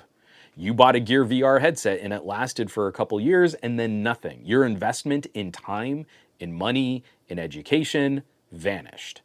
And Google did the same. They had Cardboard and then Daydream, and then they walked away. I'm not going to trust. Who here is going to trust a first generation Samsung Google VR headset? No one. But even if the Vision Pro, even if Apple's mixed reality headset is basically just developer kit and it's kind of garbage for consumers, Apple has a reputation that they'll iterate. There are far fewer gravestones in Apple's graveyard for projects that got just axed. I mean, like off the top of my head, I'm thinking about like one-offs. Like their Bluetooth speaker strategy was pretty pants on head stupid, right? But they still iterated on their audio and streaming and Apple TV. Apple TV was not a great buy early on in what Apple TV represented. And Apple kept the name and kept iterating on what Apple TV was. They changed what Apple TV was, but they kept the name, and consumers felt like that was a more consistent and a more grounded device strategy. If Google had stuck with Hangouts but changed all of the underlying code and changed all of the ways that it interacted, and instead of Allo and Duo, they had just stapled those together and made that the new Hangouts, consumers wouldn't have left Hangouts. But that's not what happened. Yeah, Dave Burns, I mean, we're talking about like individual features, right? Like 3D touch. Completely agree with you. Like, there are some gravestones in Apple's graveyard, but not like Google. And even not like Microsoft. Even Microsoft has gotten pretty bad about kind of generating some interest and some excitement in a future product category and then just cutting it off at the knees. So, Nation, also air power. You're right. You're right. No, I mean, like, I'm not trying to diminish. Apple is guilty of this as well, but I feel like Google has this consistent problem that when they come out with something new, they're not leveraging their existing user base. They're forcing that user base to build, pick up a new app and then use that. Like, look at Duo. Look at like their video calling strategy. Now it's Google Meet. Like, even with something like that, you could have just kept the name. What? I know Duo was supposed to be one-on-one FaceTime style calls, and now you can have a group call. So I guess it's not a Duo anymore. But why would you have named it Duo? Why not just keep it Hangouts? Because we're all hanging out. So I feel like, unfortunately, we're in for another year of quarter after quarter companies trying to find where their bottom is. Like, how do we hit rock bottom with our personnel? And how do we make those costs look like more attractive moves to investors? And I think this is going to be kind of a conservative year for a lot of these companies, because if you're so intent on getting rid of so many employees, that means you have less resources for actually managing your products, iterating on future initiatives. Your R&D spends change. All of this has ripple effects. Now, a lot of these layoffs are probably going to be in other areas too, like HR or in recruiting, and that's fine. But if you've got talent going out there, I feel like this is a prime time. Like, there was an era in cinema when I was a kid where we went from like these big studio films to this like glorious golden age of indie filmmaking. Lots of people were leaving the major studios.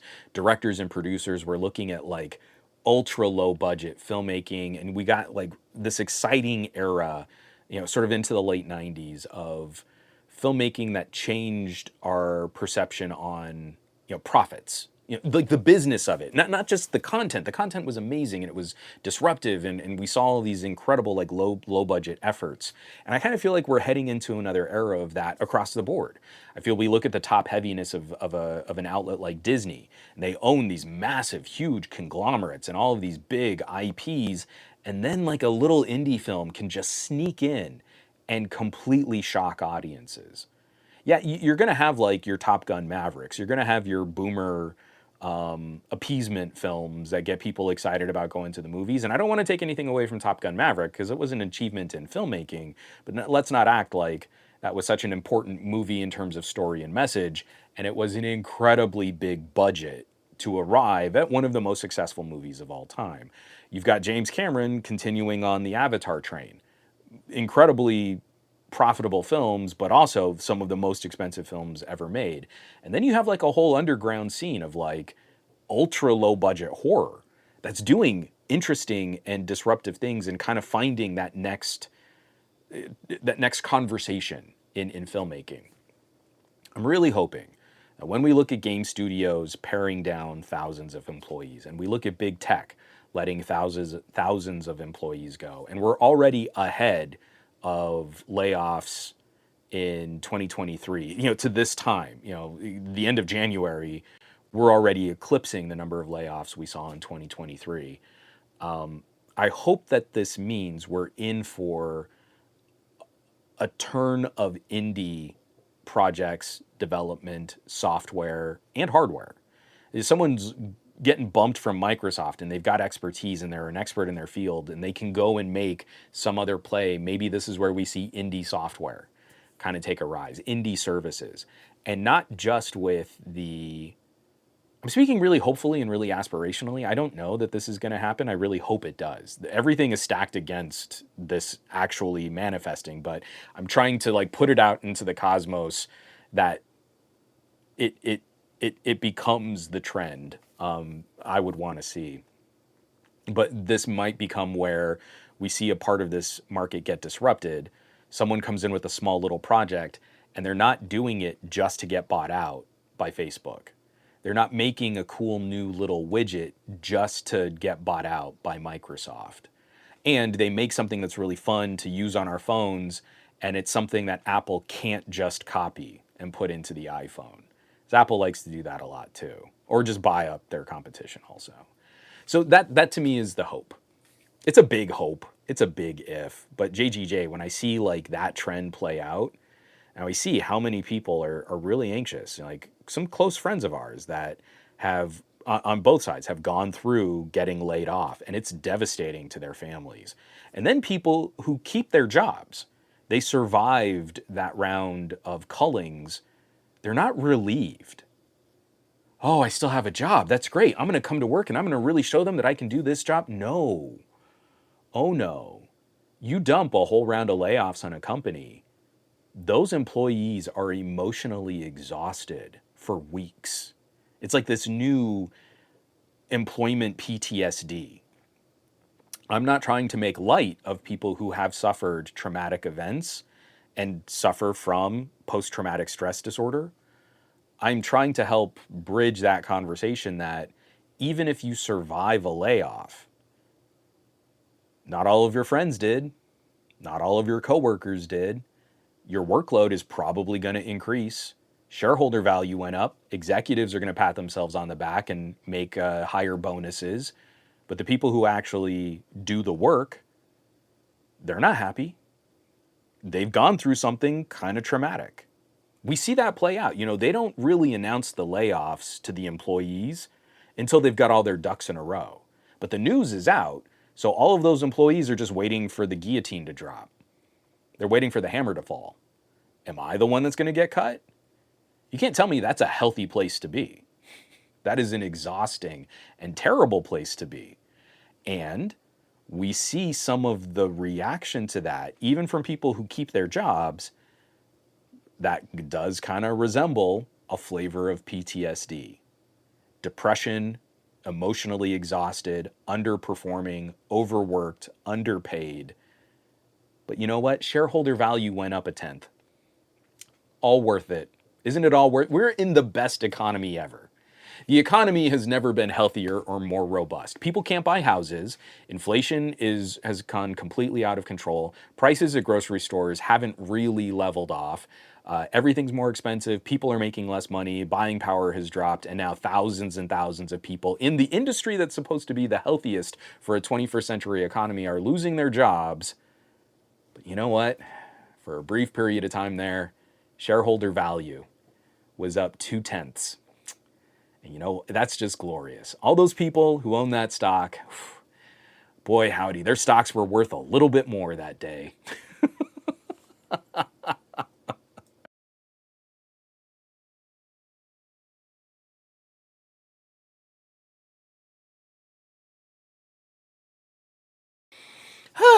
So yeah, the layoffs have been pretty brutal. And I'm constantly reaching out to some family and friends who are kind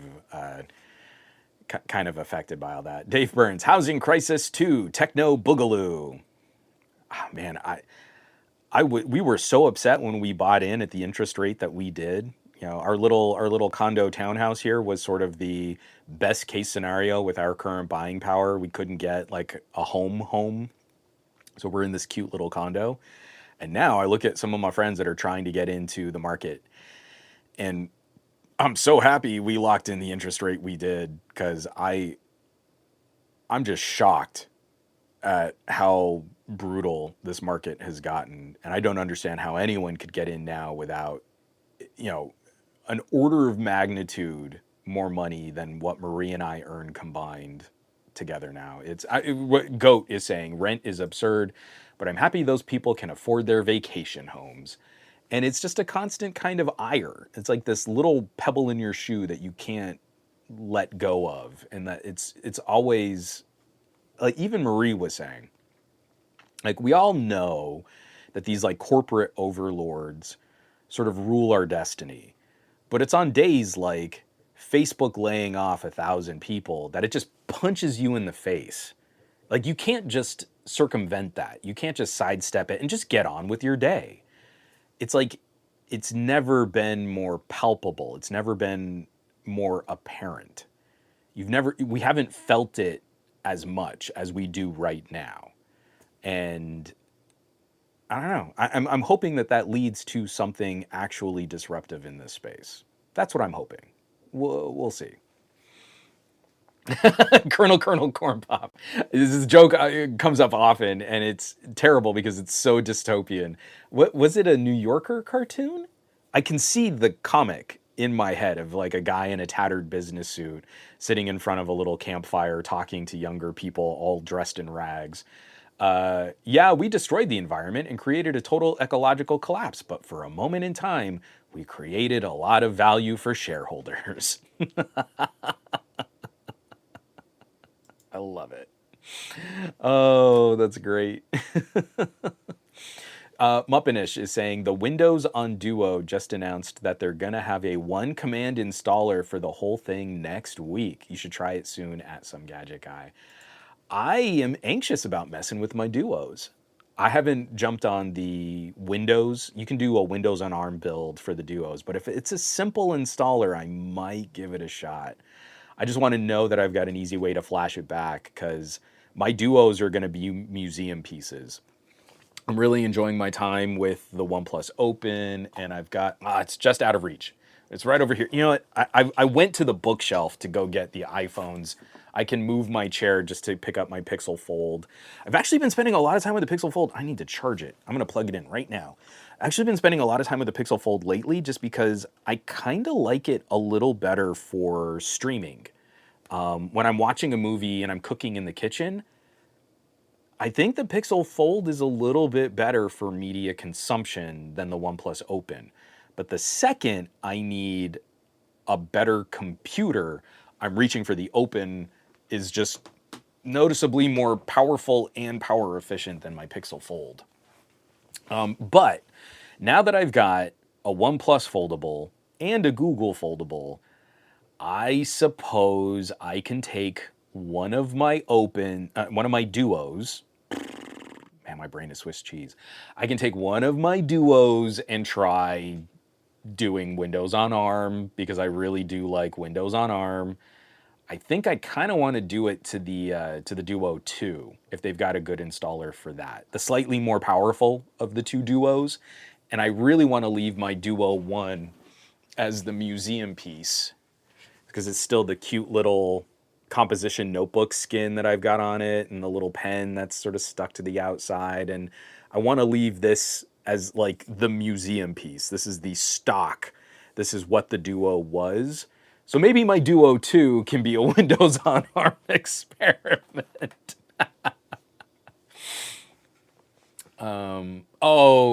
Muppinish is saying the Duo 2 is slower and buggier at this time. Sorry. Oh, I've got some choices then. I really got to figure out what I want to do about that. I will give it a shot, and I am very interested in what we can do for some of these experiments. It's just, I don't know, things like this are just kind of precious to me. There was something so magical about the time when we got the announcement on the Duo, and it was like nothing we had ever seen, and it was a totally different take, an experiment on making a mini folding tablet. I kind of just don't want to let go of that magic. But at some point, you just got to pull the Band-Aid off, and I guess I'll give it a try. I don't know. We'll see. Nation is saying, I wish I kept my Duo. My Duo, after a point, like, it didn't make any sense to try and sell it or trade it in. I guess now we've kind of gone through a phase where the prices have bumped back up a little bit just because of how few of them are out on the market right now. But I got my Duo 1 by trading in my iPhone XS. So the iPhone XS, I was really like, yeah, I'm going to use this and have Apple coverage and Android coverage. And then the XS was just so poorly managed by Apple. And it missed out on a whole bunch of updates, and then it got camera updates later, but it still didn't get newer features, and it just put such a sour taste in my mouth how poorly Apple actually supported that version of the iPhone. I traded in the iPhone XS, and I think I got almost twice for the trade-in from Microsoft as I would have if I'd sold the iPhone on Swappa. So that was a good trade-in for me. But now, I mean, ever since then, my Duo's my baby. I love this. I love this dual display crazy experiment from Microsoft. So I don't know. Oh, Nation, I bought mine quite cheap and got back what I paid. That's good. That's solid. Anytime you can pull that off, that's a win. I love hearing that. So, we're getting down into, I don't know, last 10 minutes here. Anything we want to close out on? I feel kind of talked to death on like Galaxy S24 announcements. I got to play with the S24 Ultra. I had lunch with TK, and I got to just kind of poke around on his S24 Ultra, and it's fine. It's a fine phone. It's good.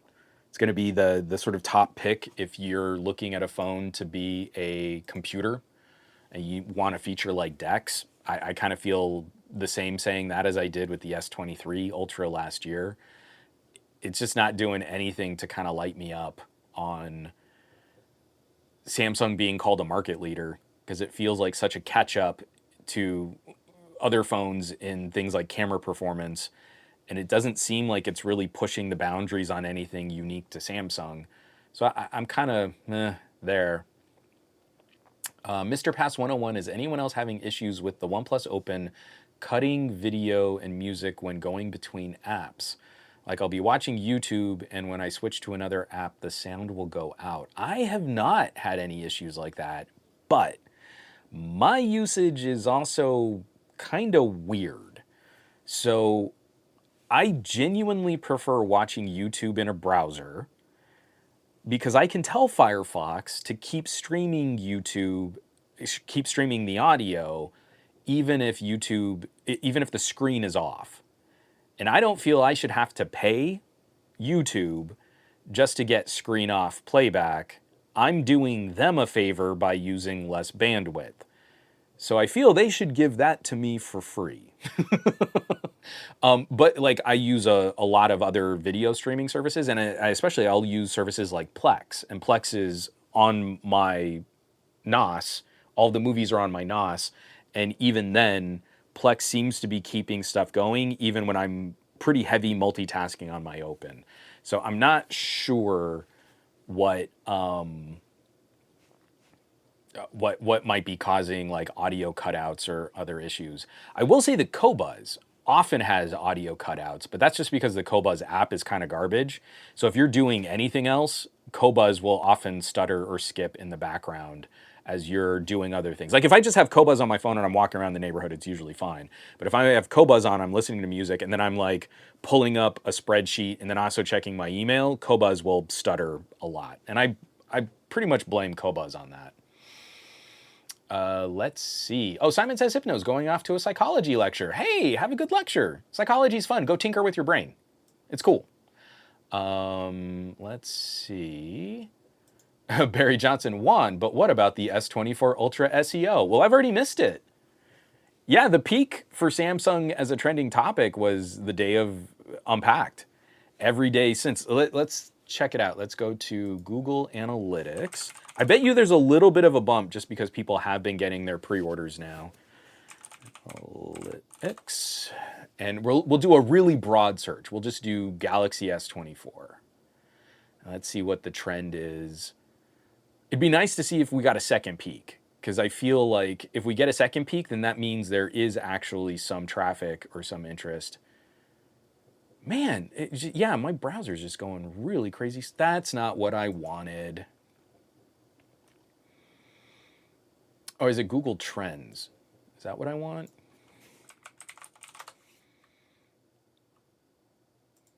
Trends.google.com. I can never remember if it's trends or analytics. Analytics should be ads. Yeah, okay, I had that wrong.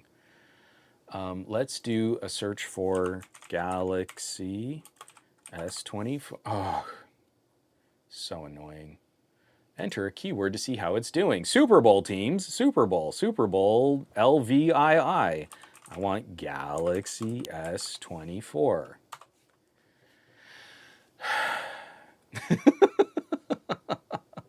It's slowly pulling up this. I have no idea why this is tanking so bad. I know it's not my data connection. I feel like that's been doing fine. I haven't been like stuttering or cutting out, right? Oh, this is one of the. What are you doing? It just gave me Super Bowl teams again. Galaxy. Google is hallucinating right now. Galaxy S24. No, I want to play global thermal nuclear war. How about a nice game of chess? No, not chess. Global thermal nuclear war. Wow, there's like no extra peak. Let me do past 30 days. Usually we see more of a bump. Oh, man. Wow. That's pretty bad. Okay, so I just did past 30 days. Let me screenshot this. This is worse than the S23. There is no SEO.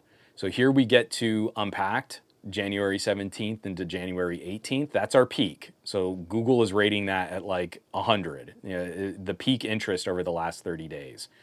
And it decrescendos from the 18th to the 21st, plummets into the 22nd.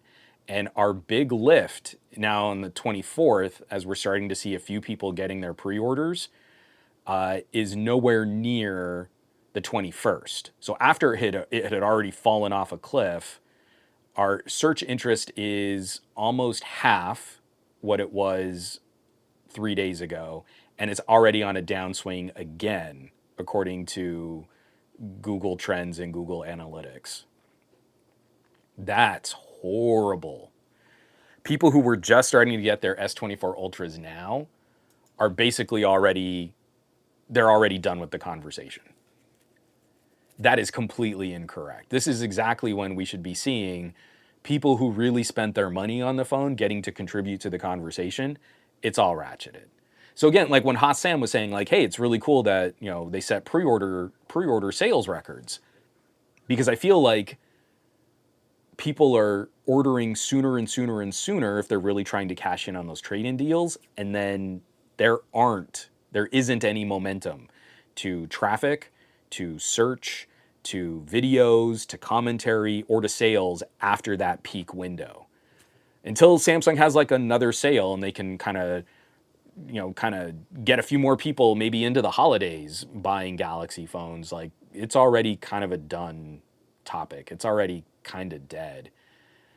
So yeah, there's no SEO. I'm probably going to try and borrow an S24 Ultra at some point, and I'm seriously considering only putting up that commentary on Patreon. I don't want to promote Samsung. I don't want to work with Samsung.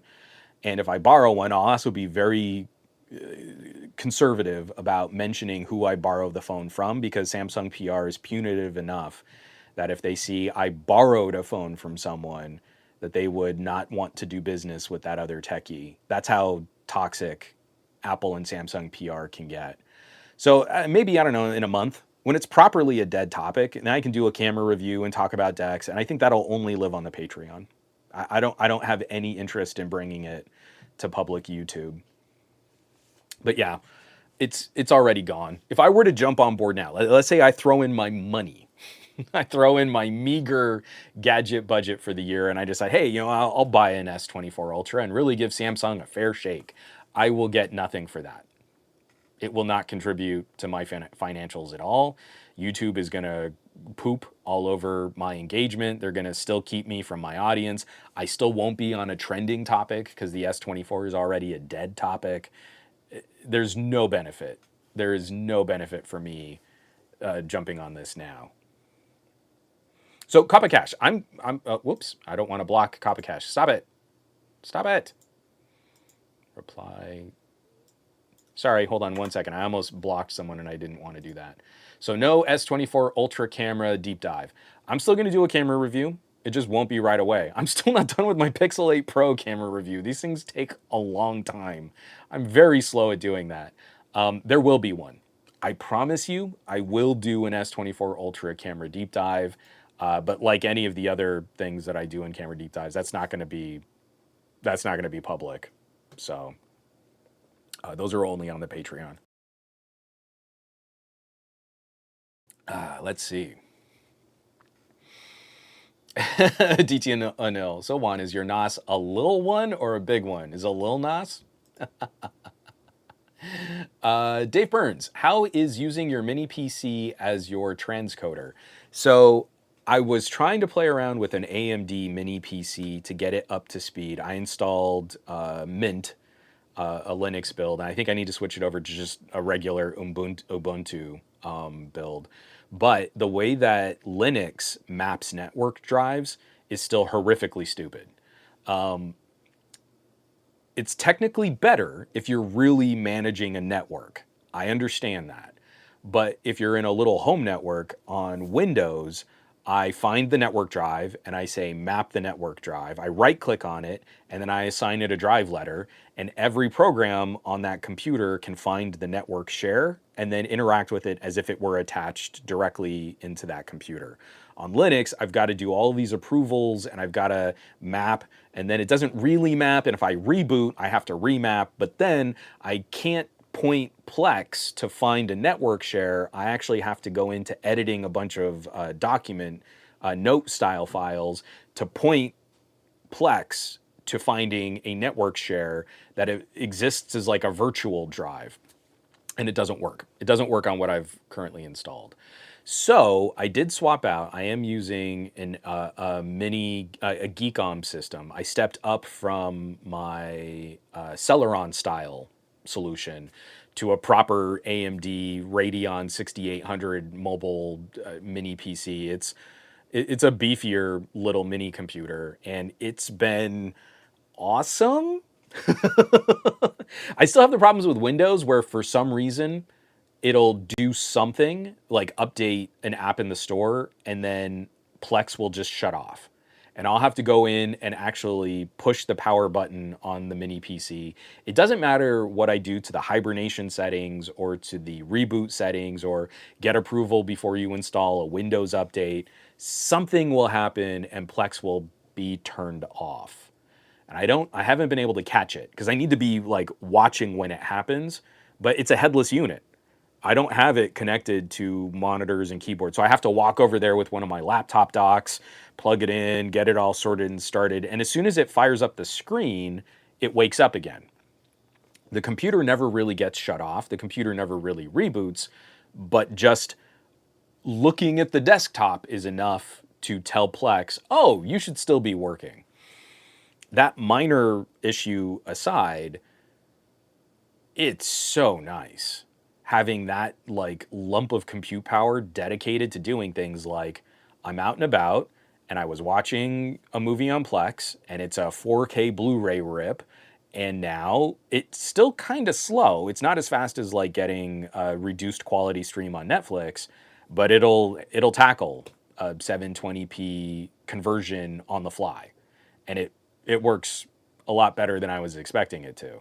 So now if someone's watching off my Plex and I'm working here in my office, I can keep my NAS doing the 4K video from my bucket of hard drives directly to my workstation, and someone else is using the mini PC just to get the data from my NAS, but the mini PC is doing the conversion. So I'm not, my productivity doesn't tank if someone else is watching a movie on the Plex. It's pretty great. I really like it a lot. I'm hoping to be playing a little bit more with a few more of these mini PCs coming out, because one of the reasons why I'm not trying to buy every single new phone coming out. I fought back the urge to get the new Find X7 Ultra. I'm not gonna buy an S24 Ultra. I'm really anxious as to whether or not I will jump on a Xiaomi 14 Ultra because I want to put more of the budget for phones we would normally put on phones, and I want to get a couple Windows on ARM laptops as we get through this year. I'm playing with some 12th gen and some 13th gen Intel machines. I've been showing off this rugged laptop. I've got I don't know if it's GTAC or GTAC. I really do need to follow with the PR how to pronounce the company name. But this is just an armor-plated, rugged, super awesome. I love this hardware. So playing with a couple more Intel machines and mini PCs, because then I want to showcase here's a mini box that's running an AMD 7800 HS. This is a beast of a little mini PC. And now here's Windows on ARM with the new Qualcomm chip, and how do they compare against each other? This box can peak at like 50 watts. This machine peaks at like 30 watts. Go, fight. So I'm going to try and save a bit more of that. I'm never going to be at the level of like Hardware Unboxed or Gamers Nexus. Like, I can't do that. But I do feel qualified to start talking about Windows on ARM can do this and Windows x86 can do that. And I personally am really anxious about what we can do for consumers in the sort of ARM chip strategy this year.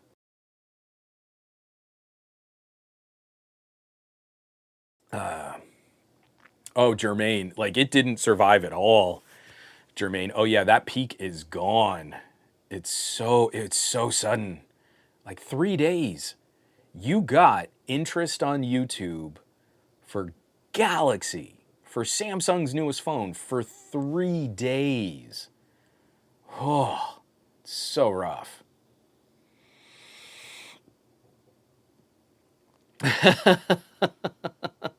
Oh, thank you for saying there wasn't any issues with the stream. Thank you. Yeah, I don't know why my system is really struggling to pull up web pages right now. I don't think it's the data connection. I think my workstation is just chewing on something when it shouldn't be. So maybe, I don't know, maybe I have a virus because Macs don't get viruses.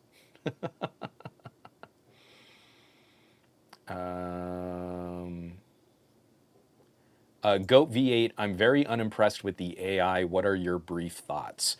I am very impressed with what Google Gemini is showcasing, but none of that is unique to any one phone. Google Gemini and Google Bard are server-style AI, and eventually all of those tools are going to be available to Android. Like, they're not going to be unique to one phone. I mentioned this before. I think I mentioned this on Easy's. So Easy Computer Solutions did a stream, and we would just taken the embargo off of the OnePlus 12, and I jumped in to talk about the OnePlus 12. So apologies if you caught that stream. I'm kind of repeating myself here. But the big fight is going to be between corporations like Google, Amazon, and Microsoft pushing cloud AI services, which require super fast data connections, against a whole slew of more Asian and Pacific region countries where consumers can't count on the same reliability of data connection, and they're not super locked in to one platform of cloud services. So they're not entirely on Google, they're not entirely on Microsoft. And those regions are really going to be pushing on-device AI. And I think that we see that split pretty clearly. We look at everything that's new that Xiaomi is doing in HyperOS, and then we look at like the OnePlus 12. Let me make sure I pick up the right phone here. And the nifty new trick that the OnePlus 12 is showing off. Oh, no, come on, turn on. There we go. The nifty new trick that the OnePlus 12, oh, nope, that's a GIF. I'm trying to just show the long press subject identification.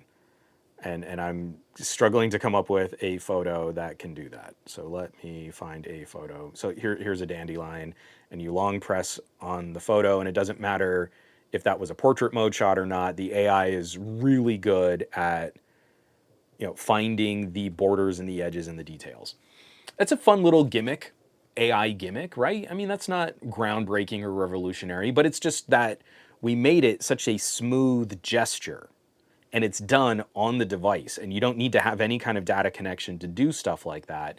That's, I think, going to be the big fight. Google wants you to use Gemini, and they're working with Samsung to make all of these cool server-side AI tools that if you're in a more developed region and you have LTE and you have 5G, you might not notice when information just went up to the cloud, got worked on, and came back. But I'm way less interested in Google's stylized photo, for example, because to do a stylized photo on the Pixel, I need to back up that photo in my G drive in Google Photos, and then Google works on that photo up in the cloud and then sends me some samples down to the phone. And it's a really clumsy interaction. Whereas here, I can do a quick cutout, cut that out, save it as a transparency, drop that in on top. That's actually, as we close out this podcast, the thumbnail for this podcast, I did a funny little joke. I quipped across social media, does anyone else think BMWs look a little like capybaras, the world's largest rodent? And I found this photo of a capybara at the same angle as like the nose of a BMW M3. I think they're adorable. I think the BMW is kind of cute because to me, this new large grille BMW kind of looks a little rodenty. And the way that they both have like the BMW's headlights have a very kind of aggressive rake to them, look like the kind of slant on the eyelids of the capybara. The ears look like the rear view mirrors, the side mirrors on the BMW M3. I think it's adorable. So I posted this look. What I did was I found a photo of a capybara.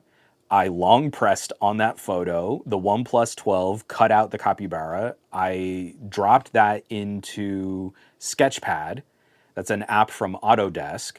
And so I open up the BMW M3 photo, and I've got a transparency cutout of the capybara, and I just had to flip it. So I did a transform. I flipped horizontally, and then I saved it as a new photo.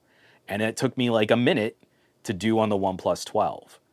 If I did like stylized photos or other AI, or I did a prompt, like do an AI prompt of put a capybara next to a BMW M3, would have taken so much longer than just doing this cutout and transparency and layer. It's layered image editing. So that to me, sorry, my thoughts weren't very brief, Goat, but we are really early in this AI race. I think in North America, we're going to see cloud services get more attention. And then I think elsewhere in the world, we're going to see people value on device a lot more because it's going to be more reliable. And that's where we need to have a really big fight. What developers are they going to be more interested in making plugins for a server that Google and Amazon and Microsoft control, or are they going to look at opportunities to use all of this like neural hardware and AI cores and on-device machine learning hardware on the phones? And I think MediaTek and Qualcomm are going to try and push a more on-device conversation, and Google and Samsung and Microsoft are going to be talking more about the cloud. And that's exactly where we get competition. So that's where I think we should be. This is raw, this is new, and I don't believe AI has proven its usefulness, especially if you're asking about companies' market value. Boy howdy did Bing and Microsoft get that totally wrong for us today.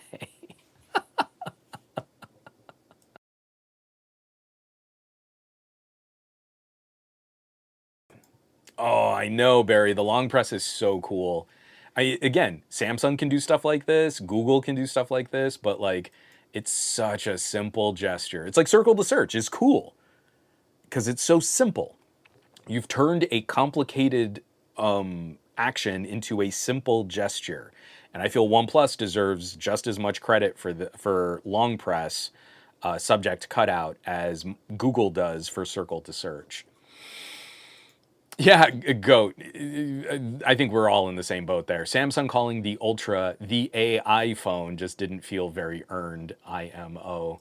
And for all of their press conference leading up to Samsung Unpacked, the new era of mobile AI isn't very impressive when most of what they showed off is just going to be Google Gemini and every other phone should be able to do it at some point too. So we're going to go ahead and put a pin in this now. I've gone a little over.